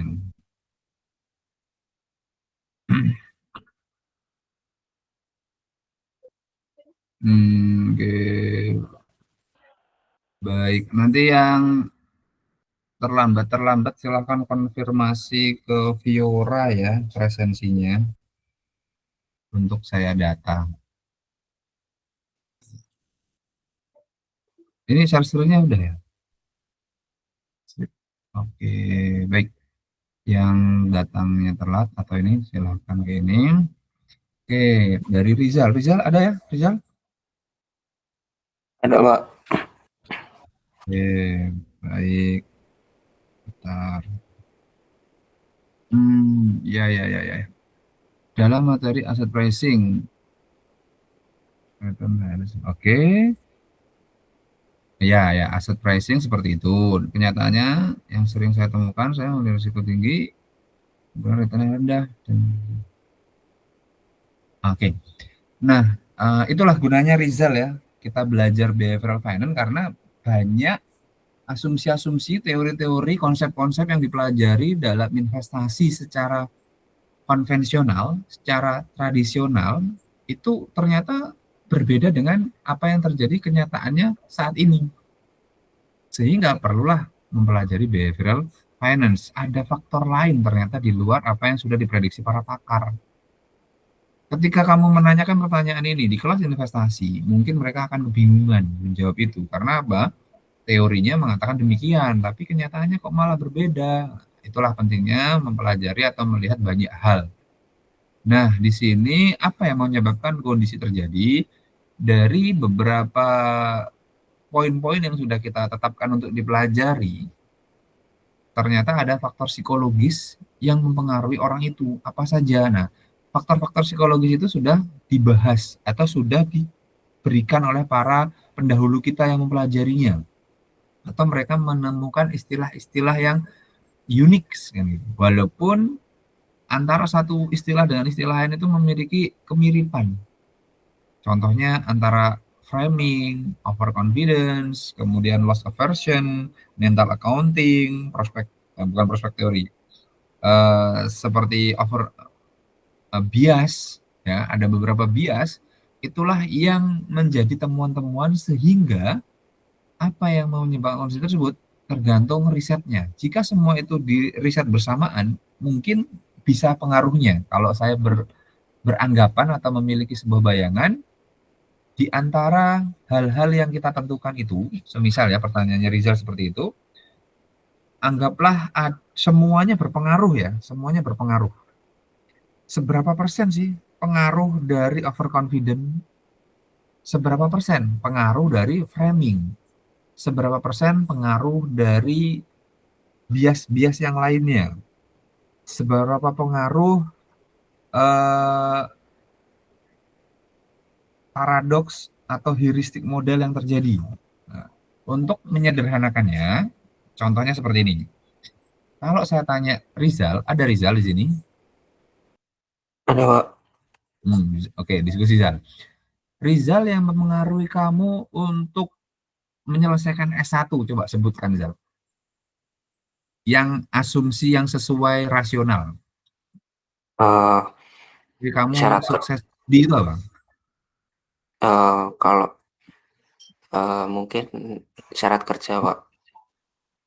Oke, karena menjadi syarat kerja, ya kan, harus kebanyakan S1. Betul. Terus yang juga, yang umumnya. Apalagi? Sudah, itu aja. Kepengennya orang tua gitu, Pak. Emang keinginan orang tua ada toh di dalam umum dulu. Kalau kita bicara tentang tradisionalnya atau umumnya, berarti kan hanya satu ya, syarat kerja aja ya. Oke. Kalau kita bicara realitasnya, ini pertanyaan sama tuh. Faktor apa yang menyebabkan di luar itu? Kenyataannya berbeda kan itu. Kenyataannya ternyata yang mempengaruhi kamu sukses nanti di dunia kerja atau kesuksesan kamu selama kuliah itu apa? Satu, oke, yang paling besar adalah sebagai syarat mencari kerja tuh. Ada hal lain yang mempengaruhi? Yang tidak terstate dalam keumuman biasanya? Apa Jal? Atau teman lainnya boleh membantu selain keumuman sebagai syarat kerja? Apa hal-hal lain yang mempengaruhi kesuksesan dalam berkuliah itu? Ilmu, Pak. Apa? Ilmu. Ilmu, ada Pendidikan lagi. dan Terus, apa lagi? eh, Yang amanah. lainnya boleh membantu. Yang tidak disetit dalam umuman kuliah. Karena kalau di dalam kuliah itu kan ya hanya nilai, ya kan? Nilainya, kemudian output akhirnya IPK sama keterima kerja. Dua itu ya, kalau dalam umum ya. Yang tidak dipikirkan oleh kampus atau jarang dipikirkan, ini behavior berarti kan. Contoh, apakah dibully teman apa tidak, berteman dengan orang yang nyaman apa tidak, lingkungannya itu toksik atau tidak, kemudian banyak pengaruh ormas-ormas, organisasi politik yang mengganggu perkuliahan apa tidak, waktu yang dialokasikan untuk organisasi, kesibukan dalam, mohon maaf, apa istilahnya ya, asusila gitu. Itu kan mempengaruhi itu. Atau tekanan-tekanan dari misalkan kejebak pinjol, pinjam sana pinjam sini, belanja online, kemudian ditagih, diganggu orang, tekanan yang lain ya, yang dimana hal itu harusnya juga dipertimbangkan. Contoh lagi, mohon maaf, mendapatkan dospem yang killer sampai menekan, kan itu kan tidak pernah dipikirkan. Atau tidak, sampai ada saya pernah menemukan bimbingan saya itu yang 3 kali mengambil mata kuliah yang sama dengan dosen yang sama tidak lulus. Nah, itu kan juga kendala juga. Atau nanti ketika magang ada masalah dengan orang di tempat magang. Itu kan semuanya sangat mungkin, ya kan? Faktornya itu. Cuman kalau kita runtut, setiap orang pasti beda-beda. Apa yang paling berpengaruh dalam kelulusanmu? Oh, orang tua. Oh, misalkan kalau yang sudah nikah pasangan. Atau oh dana Pak, saya paling besar tuh probabilitasnya di dana misalkan. Oh saya di lingkungan yang toksik, suka mengajak bermain, jadi sehingga saya sulit fokus. Jadi setiap individu pasti memiliki prioritas-prioritasnya, urutannya berbeda-beda, dan itu dalam ilmu umum tidak diperhatikan secara signifikan. Padahal dalam ilmu behavior bisa jadi pengaruhnya beda-beda. Ada yang paling berpengaruh itu orang tua, ada yang paling berpengaruh itu motivasi mendapat pekerjaan, ada yang paling berpengaruh itu motivasi untuk misalkan, oh kalau nggak lulus S1 saya nggak bisa menikahi seseorang, misalkan. Ada yang mensyaratkan harus S1 dulu kalau mau melamar, misalkan gitu ya. Ada lagi yang motivasinya adalah ilmu pengetahuan. Wah, pokoknya saya tidak puas, harus mengejar ilmu terus. Itu ada tuh teman saya yang S1, S2, S3 tuh langsung rentet gitu. Atau jangan-jangan S1, S2, S3 bukan ilmu yang dikejar tapi gelar, gengsi, kan bisa jadi. Jadi masing-masing individu kalau kita bicara behavior harusnya memiliki prioritas yang berbeda-beda, tidak bisa disamakan. Nah, di sini juga sama. Prioritas seorang investor dalam mencari keuntungan itu apa? Apakah selalu untung, atau gengsi, atau ikut-ikutan, atau kalau nggak ikut ini tidak dimasukkan dalam komunitas itu. Nah, itu macam-macam ya. Jadi kondisi itu kalau dalam behavior tidak bisa disamaratakan, Rizal. Masing-masing saya percaya prioritas individu beda-beda. Tapi di ekonomi atau di traditional finance semuanya sama, yaitu apa? Profit. Profit, pokoknya profit, pasti keuntungan, motifnya profit, pasti profit. Tapi dalam realitanya, saya yakin di antara kalian itu ada yang tidak hanya mengejar profit. Contoh. Asisten saya 2018, kalau tidak salah. Anak EKP, saya tanya, setelah lulus mau kemana? Ternyata dia nggak fokus nyari kerja. Sorry, Dia fokus nyari kerja, tapi ada variabel yang irasional. Tapi ibu saya melarang kerja di bank, Pak. Saya nggak boleh kerja di pemerintahan, Pak. Loh, kan kaget saya. Selama kamu belajar apa pernah diajari untuk nggak boleh pilih-pilih pekerjaan? Ya, tapi ini variabel orang tua, berarti prioritasnya tinggi tuh. Ada lagi Grania Fitiana atau siapa, bimbingan saya beri sendiri. Grania, selama dia sudah lulus, terus habis ini mau kerja di mana? Perbankan, pasar modal. Dia bilang secara ini tanpa pengaruh, tanpa framing dari saya, ternyata prodinya kan EKP itu. Tapi dia mengatakan, orang tua saya melarang Pak kerja di bank. Loh, kaget saya. Loh, kenapa? Iya Pak, awalnya dulu memang pengen di situ. Ketika berjalannya perkuliahan selama 4 tahun kuliah, ibu saya itu memiliki pandangan-pandangan yang berbeda. Akhirnya anaknya dilarang untuk kerja di bank. Lah, berarti kan tidak sesuai tuh prodi dengan keinginan orang tua. Ternyata prioritas harapan orang tua itu menjadi nomor 1. Itu yang saya temukan di lapangan. Saya juga terheran-heran itu. Loh, kamu kan EKP, kenapa nggak kerja di bank? Padahal profil lulusanmu kan bekerja di lembaga keuangan. Itu kan di luar ekspektasi saya. Jadi ternyata, dan ada juga anak ekis yang kerjanya di papan konvensional. Berarti kan tidak melulu ternyata PS ekis tidak menjamin dia itu akan terhindar dari lembaga yang dilarang dalam PS-nya. Nah, itu kan walau alam ya. Artinya hal-hal tersebut kalau saya mau bilang itu irasional, enggak juga gitu kan. Itu ya. Kemudian ada juga yang ternyata bekerja itu bukan mencari harta, tapi yang penting bisa bertahan hidup. Sebatas itu aja dia. Kan berarti kan asumsi rasional kita mengatakan apa kemarin tuh? Monotonicity ya nih. The wealthier, the better. Makin kaya makin bagus. Ternyata nggak berlaku untuk semua orang. Padahal itu asumsi yang dibangun karena mereka beranggapan hanya itu aja nih. Oke, itu ya contohnya Rijal. Sehingga di dalam behavior ini sangat variatif faktornya dan sangat unik sehingga posibilitas kemungkinan untuk riset di bidang ini masih sangat luas dibanding kalau saya bisa katakan, mohon maaf, riset perbankan, ROA, pasar modal itu kan hampir jenuh ya, dari tahun ke tahun itu aja, keterbaruannya paling nambah tahunnya beda, tambahnya tahunnya lebih update, gitu. Teorinya masih itu saja, itu kan jenuh gitu. Jadi ada sebuah kejenuhan dan manusia itu sangat mungkin untuk merasa jenuh. Beda dengan mesin. Mesin ya sudah, mesin memang seperti itu. Anggaplah kalian punya kendaraan tahun 70-an ya, dia berputar, nggak akan ada update. Tapi apakah manusia itu bisa melakukan aktivitas yang sama terus-menerus? Silahkan jawab sendiri-sendiri. Ya itu ya. Kita lanjut ke Nela. Nela ada atau tidak ada? Ada Pak. Ada. Apa ini? Amanah. Oh, Iqbal kok tiba-tiba amanahnya apa? Saya kok bingung konsepnya. Angkat tangan Bang kalau mau menyampaikan. Dalam materi dijelaskan bahwa kasus oke.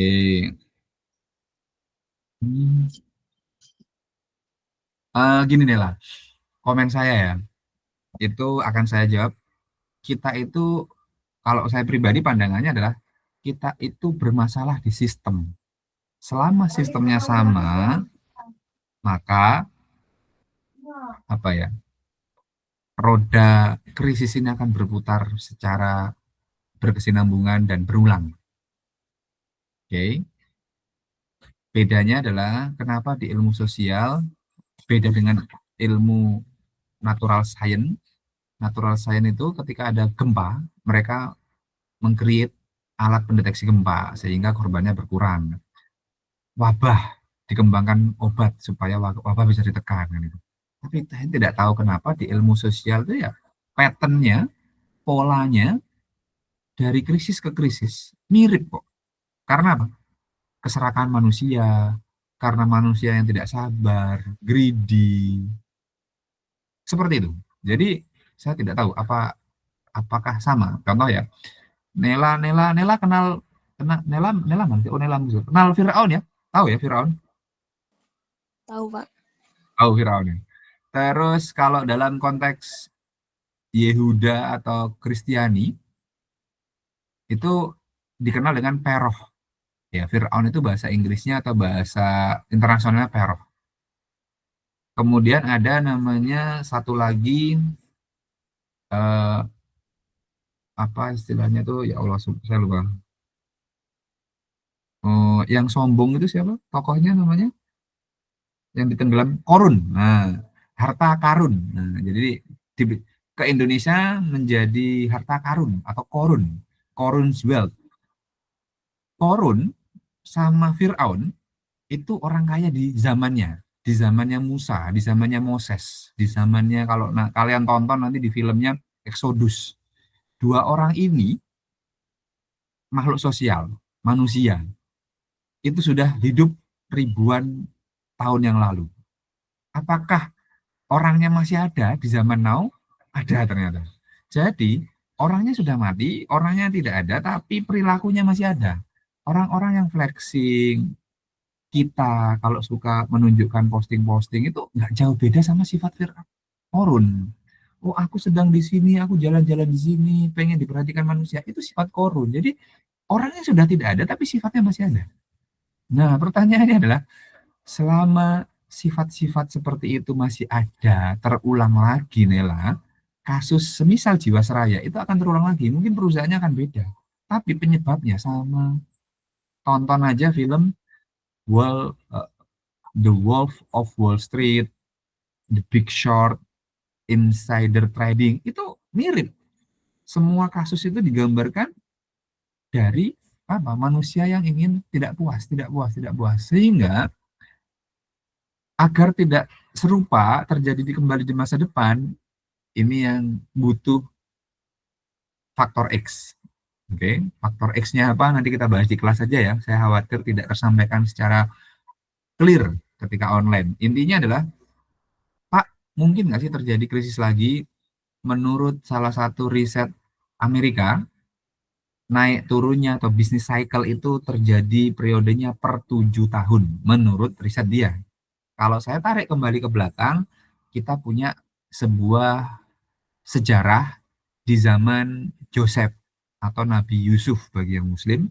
Kalau di buku lain mungkin Joseph. Coba cek ya nanti cerita Joseph. Joseph itu yang ganteng itu, Yusuf. Kalau di Muslim mengenalnya dengan Nabi Yusuf. Mungkin nanti bisa dicek di Al-Quran ayat 46-49.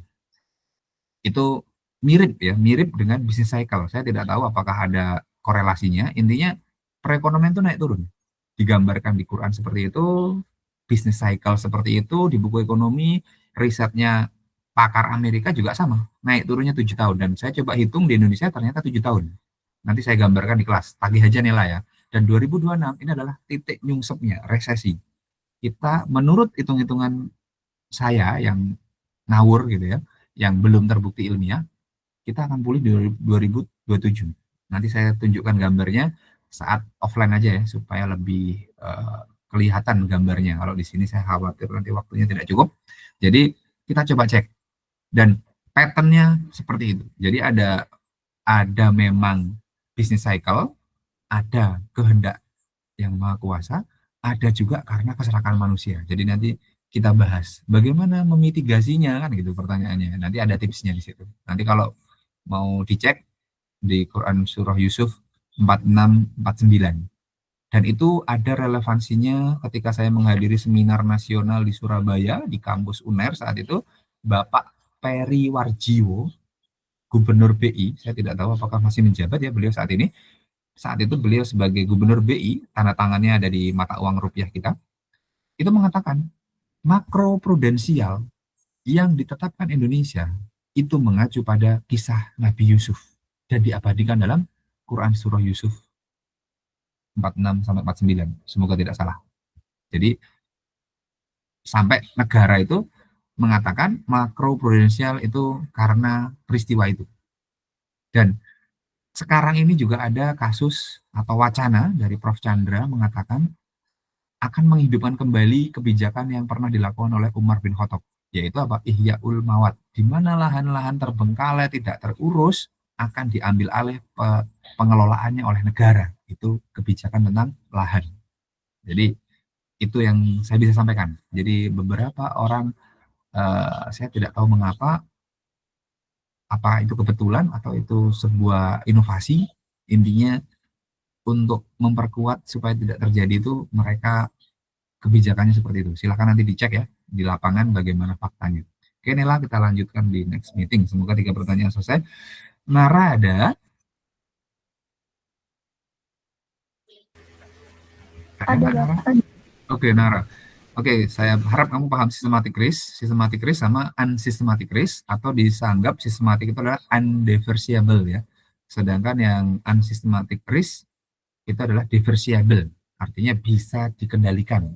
Atau bisa kita mudahkan adalah systematic risk adalah undiversifiable, resiko yang tidak bisa didiversifikasi oleh entitas bisnis, oleh sebuah perusahaan, yaitu bisa kita bilang cenderung kepada resiko yang datangnya dari eksternal, seperti pasar, politik, kebijakan pemerintah, bencana alam, nah itu ya. Tidak bisa dihilangkan, hanya bisa dikompensasi atau disediakan dana untuk melakukan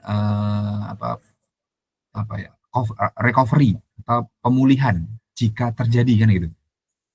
Oke, benar. Di era digital sekarang, apakah jenis resiko baru yang dulu?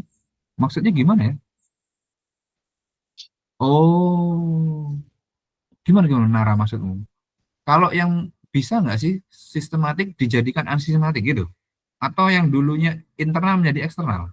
Mana yang kamu mau tanyakan? Jadi maksud saya itu kan apakah pemisahan resiko dalam teori klasik yang dijelaskan ini masih relevan di era digital sekarang? Oh, ya. Terus kan masih relevan. Terus pertanyaan kemudian? Di era digital sekarang kan terjadi kayak ketergantungan teknologi yang homogen yang gitu. Sangat akut. Jadi yang sangat masih relevan atau enggak gitu sih. Oke. Ya.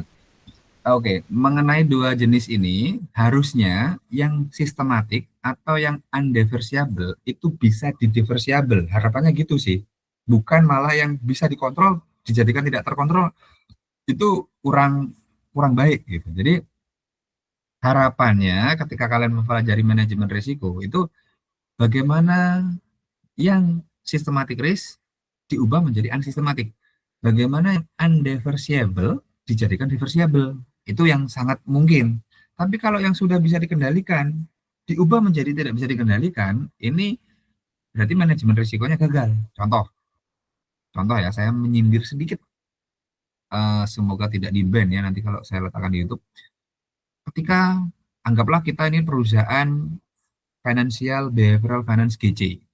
Kita ingin mengubah risiko undang-undang, risiko aturan, atau risiko makro menjadi bisa kita kendalikan. Caranya gimana?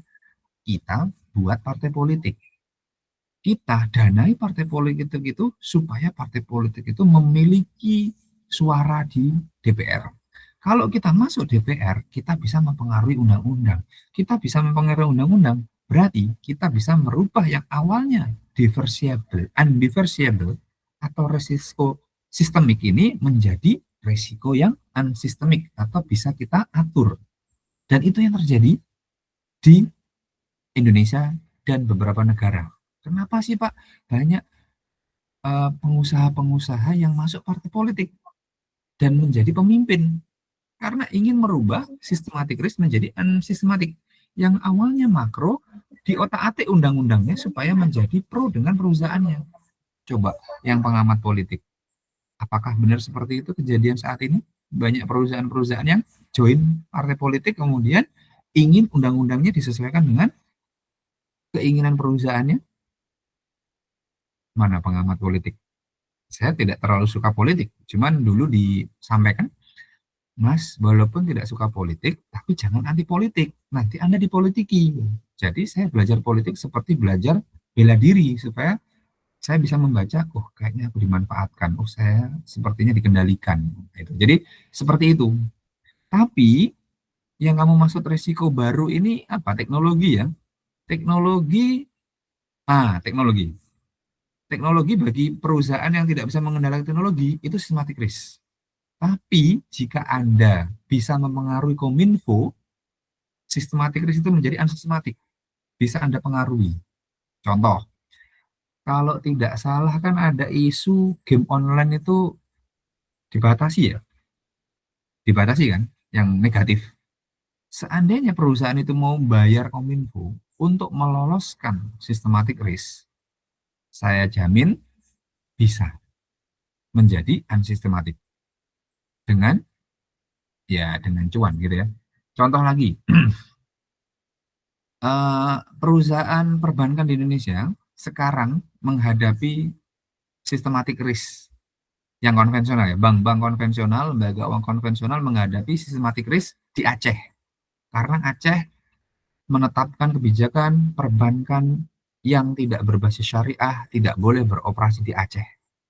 Yang awalnya unsystematic, di mana semua wilayah Indonesia dia bisa buka cabang, gara-gara kebijakan Aceh, yang unsystematic menjadi sistematik. Karena apa? Mereka mau tidak mau akan membuka UUS, unit usaha syariah, supaya dapat mendapatkan dana di Aceh. Kalau mereka tidak buka unit usaha syariah, mereka tidak bisa buka bank di Aceh. Di Aceh, itu satu. Saya nggak tahu apakah NTB akan melakukan hal sama, yang saya tahu Riau sudah mengubahnya. Oke, itu contoh dari yang awalnya unsystematic menjadi sistematik. Ada lagi di Kulon Progo, dekat sini. Kebetulan saya ini sedang di Yogyakarta ya. Di Kulon Progo, perusahaan rokok di Indonesia itu bisa menjual rokok dimanapun mereka suka. Sampai akhirnya salah satu wilayah di Kulon Progo melarang iklan rokok masuk ke wilayahnya. Berarti kan menjadi sistematik. Mau gimana? Awalnya bisa dikendalikan. Ketika Kulon Progo melarang iklan rokok di sana, kemudian tidak boleh memperjualkan rokok di toko-toko yang ada di Kulon Progo, karena pemerintah daerahnya punya anggapan, kalau anak mudanya itu sudah merokok, maka menjadi tidak produktif. Kalau tidak produktif, anak muda Kulon Progo menjadi tidak bisa berdaya saing. Itu Kulon Progo. Kalau mereka mau curang, mereka mau mengubah, ya berarti mereka harus menggelontorkan dana. Bagaimana caranya? Yang naik jadi kepala daerahnya adalah orang yang merokok, supaya kebijakan itu dicabut. Nah itu. Jadi itu sekilas tentang apa yang ada di Indonesia yang bisa saya sampaikan kalian. Jadi Kulon Progo itu punya pandangan ketika anak mudanya itu nanti sudah tersentuh dengan rokok, mereka akan tidak produktif, sehingga segala kemungkinan yang bisa menjadikan itu terjadi dicegah. Itu salah satunya. Jadi contohnya itu ya. Nah, bicara tentang investasi, ya kebijakan investasi kita itu sangat pro dengan orang barat, orang asing. Karena mata uang mereka lebih kuat dibanding Indonesia. Apakah ada bola misal? Jadi itu ya. Jadi kalau kalian ingin invest di Aceh itu nggak bisa kalian menggunakan bank konvensional. Itu kan systematic risk. Yang awalnya ya mana Aceh? Ada orang Aceh kan di sini? Nggak bisa. Siapa? Siapa orang Aceh ya? Betul nggak? Mana orang Aceh? Ada Pak, saya. Bener nggak, Sabila? Gitu ya? Benar Pak. Iya. Jadi kalau kalian pengen kuliah pacaran, jangan kuliah di Aceh, nanti tangkap polisi kalian. Apalagi keluyuran di Aceh pakai celana pendek yang cowok, tangkap sama apa gitu ya, dihukum kalian, nanti dicambuk. Jadi kalau kalian ingin merasakan hukum cambuk, silahkan kuliah di Aceh, terus pacaran. Nah nanti akan di apa itu namanya itu? Apa Sabila namanya itu? Nah pasti konon, nah konon. Karena salah satu asisten atau yang pernah membantu saya itu Nazira siapa? Nazira Mustakila itu orang Aceh, dan banyak teman saya yang cerita. Jadi kalau kalian ingin mencoba cambuknya ya coba aja ke sana. Nanti dicek KTP-nya kok beda alamat, kakaknya tidak sama, udah kena itu ya Sabila ya. Jangan senyum-senyum Sabila. Jangan-jangan Sabila kuliah di sini karena menjauhi konon aja ini. Oke itu ya Nara. Jadi banyak, nanti kalau kurang jelas kita bahas di kelas. Semoga pertanyaan Nacuya ini siapa tuh panggilanmu? Saya belum hafal. Nacuya itu Aca. Ada nggak Nacuya? Sama Lucy siapa? Ada. Panggilan siapa tuh? Nacuya itu yang siapa? Nara. Aca. Nara, Nara Kili Omanjaro. Oke. Sebentar. Yang ada dulu kita tangkap ini terakhir ya. Lucy nanti di kelas dilanjutkan. Dipengaruhi oleh emosi. Oke. Apakah? Ya itulah makanya kita mempelajari ini dalam rangka menunjukkan ketidakrelevanan teori ini di zaman now gitu. Nah, jadi kenapa kita belajar ini? Karena kita ingin mencari bukti sebenarnya ini masih relevan apa tidak. Sebenarnya CAPM ini ada yang baru, CCAPM, sama satu lagi saya lupa namanya, itu memasukkan ukuran perusahaan dengan kualitas perusahaan atau bagaimana citra perusahaan di masyarakat itu sebagai ukuran keberhasilan perusahaan.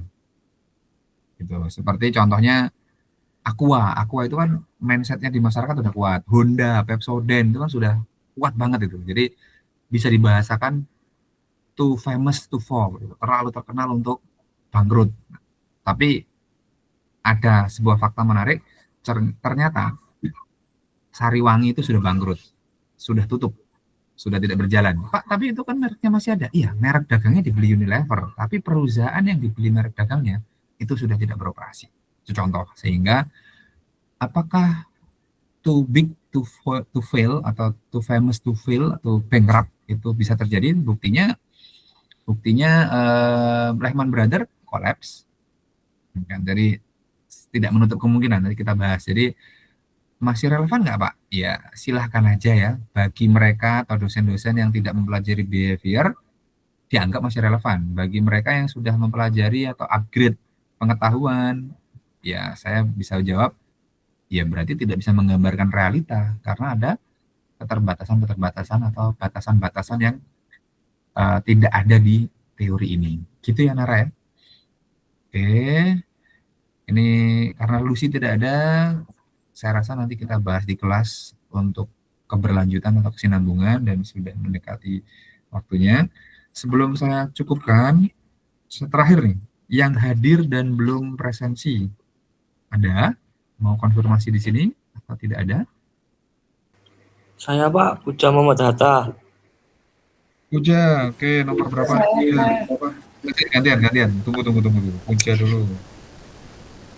Mana ini Puja Muhammad Hatta, baik, sudah, terus.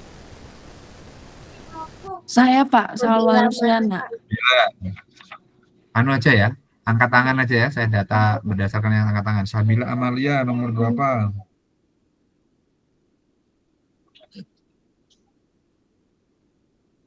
Nomor berapa Sabila Amalia ini, biar cepat nyarinya. Sabila, nomor berapa kamu? Gue bingung. 27. 27. Oke, kamu sudah di Aceh toh? Sudah, Pak. Walah, oke. Terus siapa lagi itu? Setelah Sabila, Sinta Nur Aziza. Nomor berapa? Absen ya Pak. 34. Oke, Sinta sudah. Terus siapa lagi? Urutannya Salwa Lucy. Oh iya Lucy. Terus siapa lagi nih? Roy. Lucy, untuk jawabanmu pertama nanti di rekaman ya Lucy. Untuk yang kedua next kelas. Roy mana? Baik Pak. Roy, oke. Roy sakit apa kemarin Roy? Mana Roy? Kemarin demam Pak.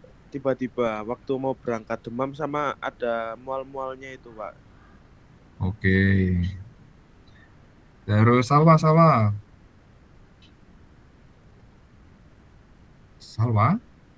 ada tuh. Mana Salwa nomor berapa? Hadir Pak, nomor 33. Bentar, Pak. Oh, terakhir 33 Pak. 33. Oke, sudah. Terus turunkan. Nibras, Adila, nomor berapa? Oke, sudah cukup ini aja yang tadi belum. Berarti ini yang tidak konfirmasi, nanti saya cek di Viora, jika tidak ada juga dianggap tidak hadir ya. Oke, selamat menjalankan ibadah puasa dan juga lebaran bagi yang merayakannya. Ketemu lagi insya Allah tanggal 30, 2 weeks again. Kita cukupkan sampai di sini. Akhirul kalam, bila taufiq hidayah. Assalamualaikum warahmatullahi wabarakatuh. Waalaikumsalam. Waalaikumsalam warahmatullahi Terima kasih, wabarakatuh. Pak. Waalaikumsalam, Pak. Warahmatullahi wabarakatuh.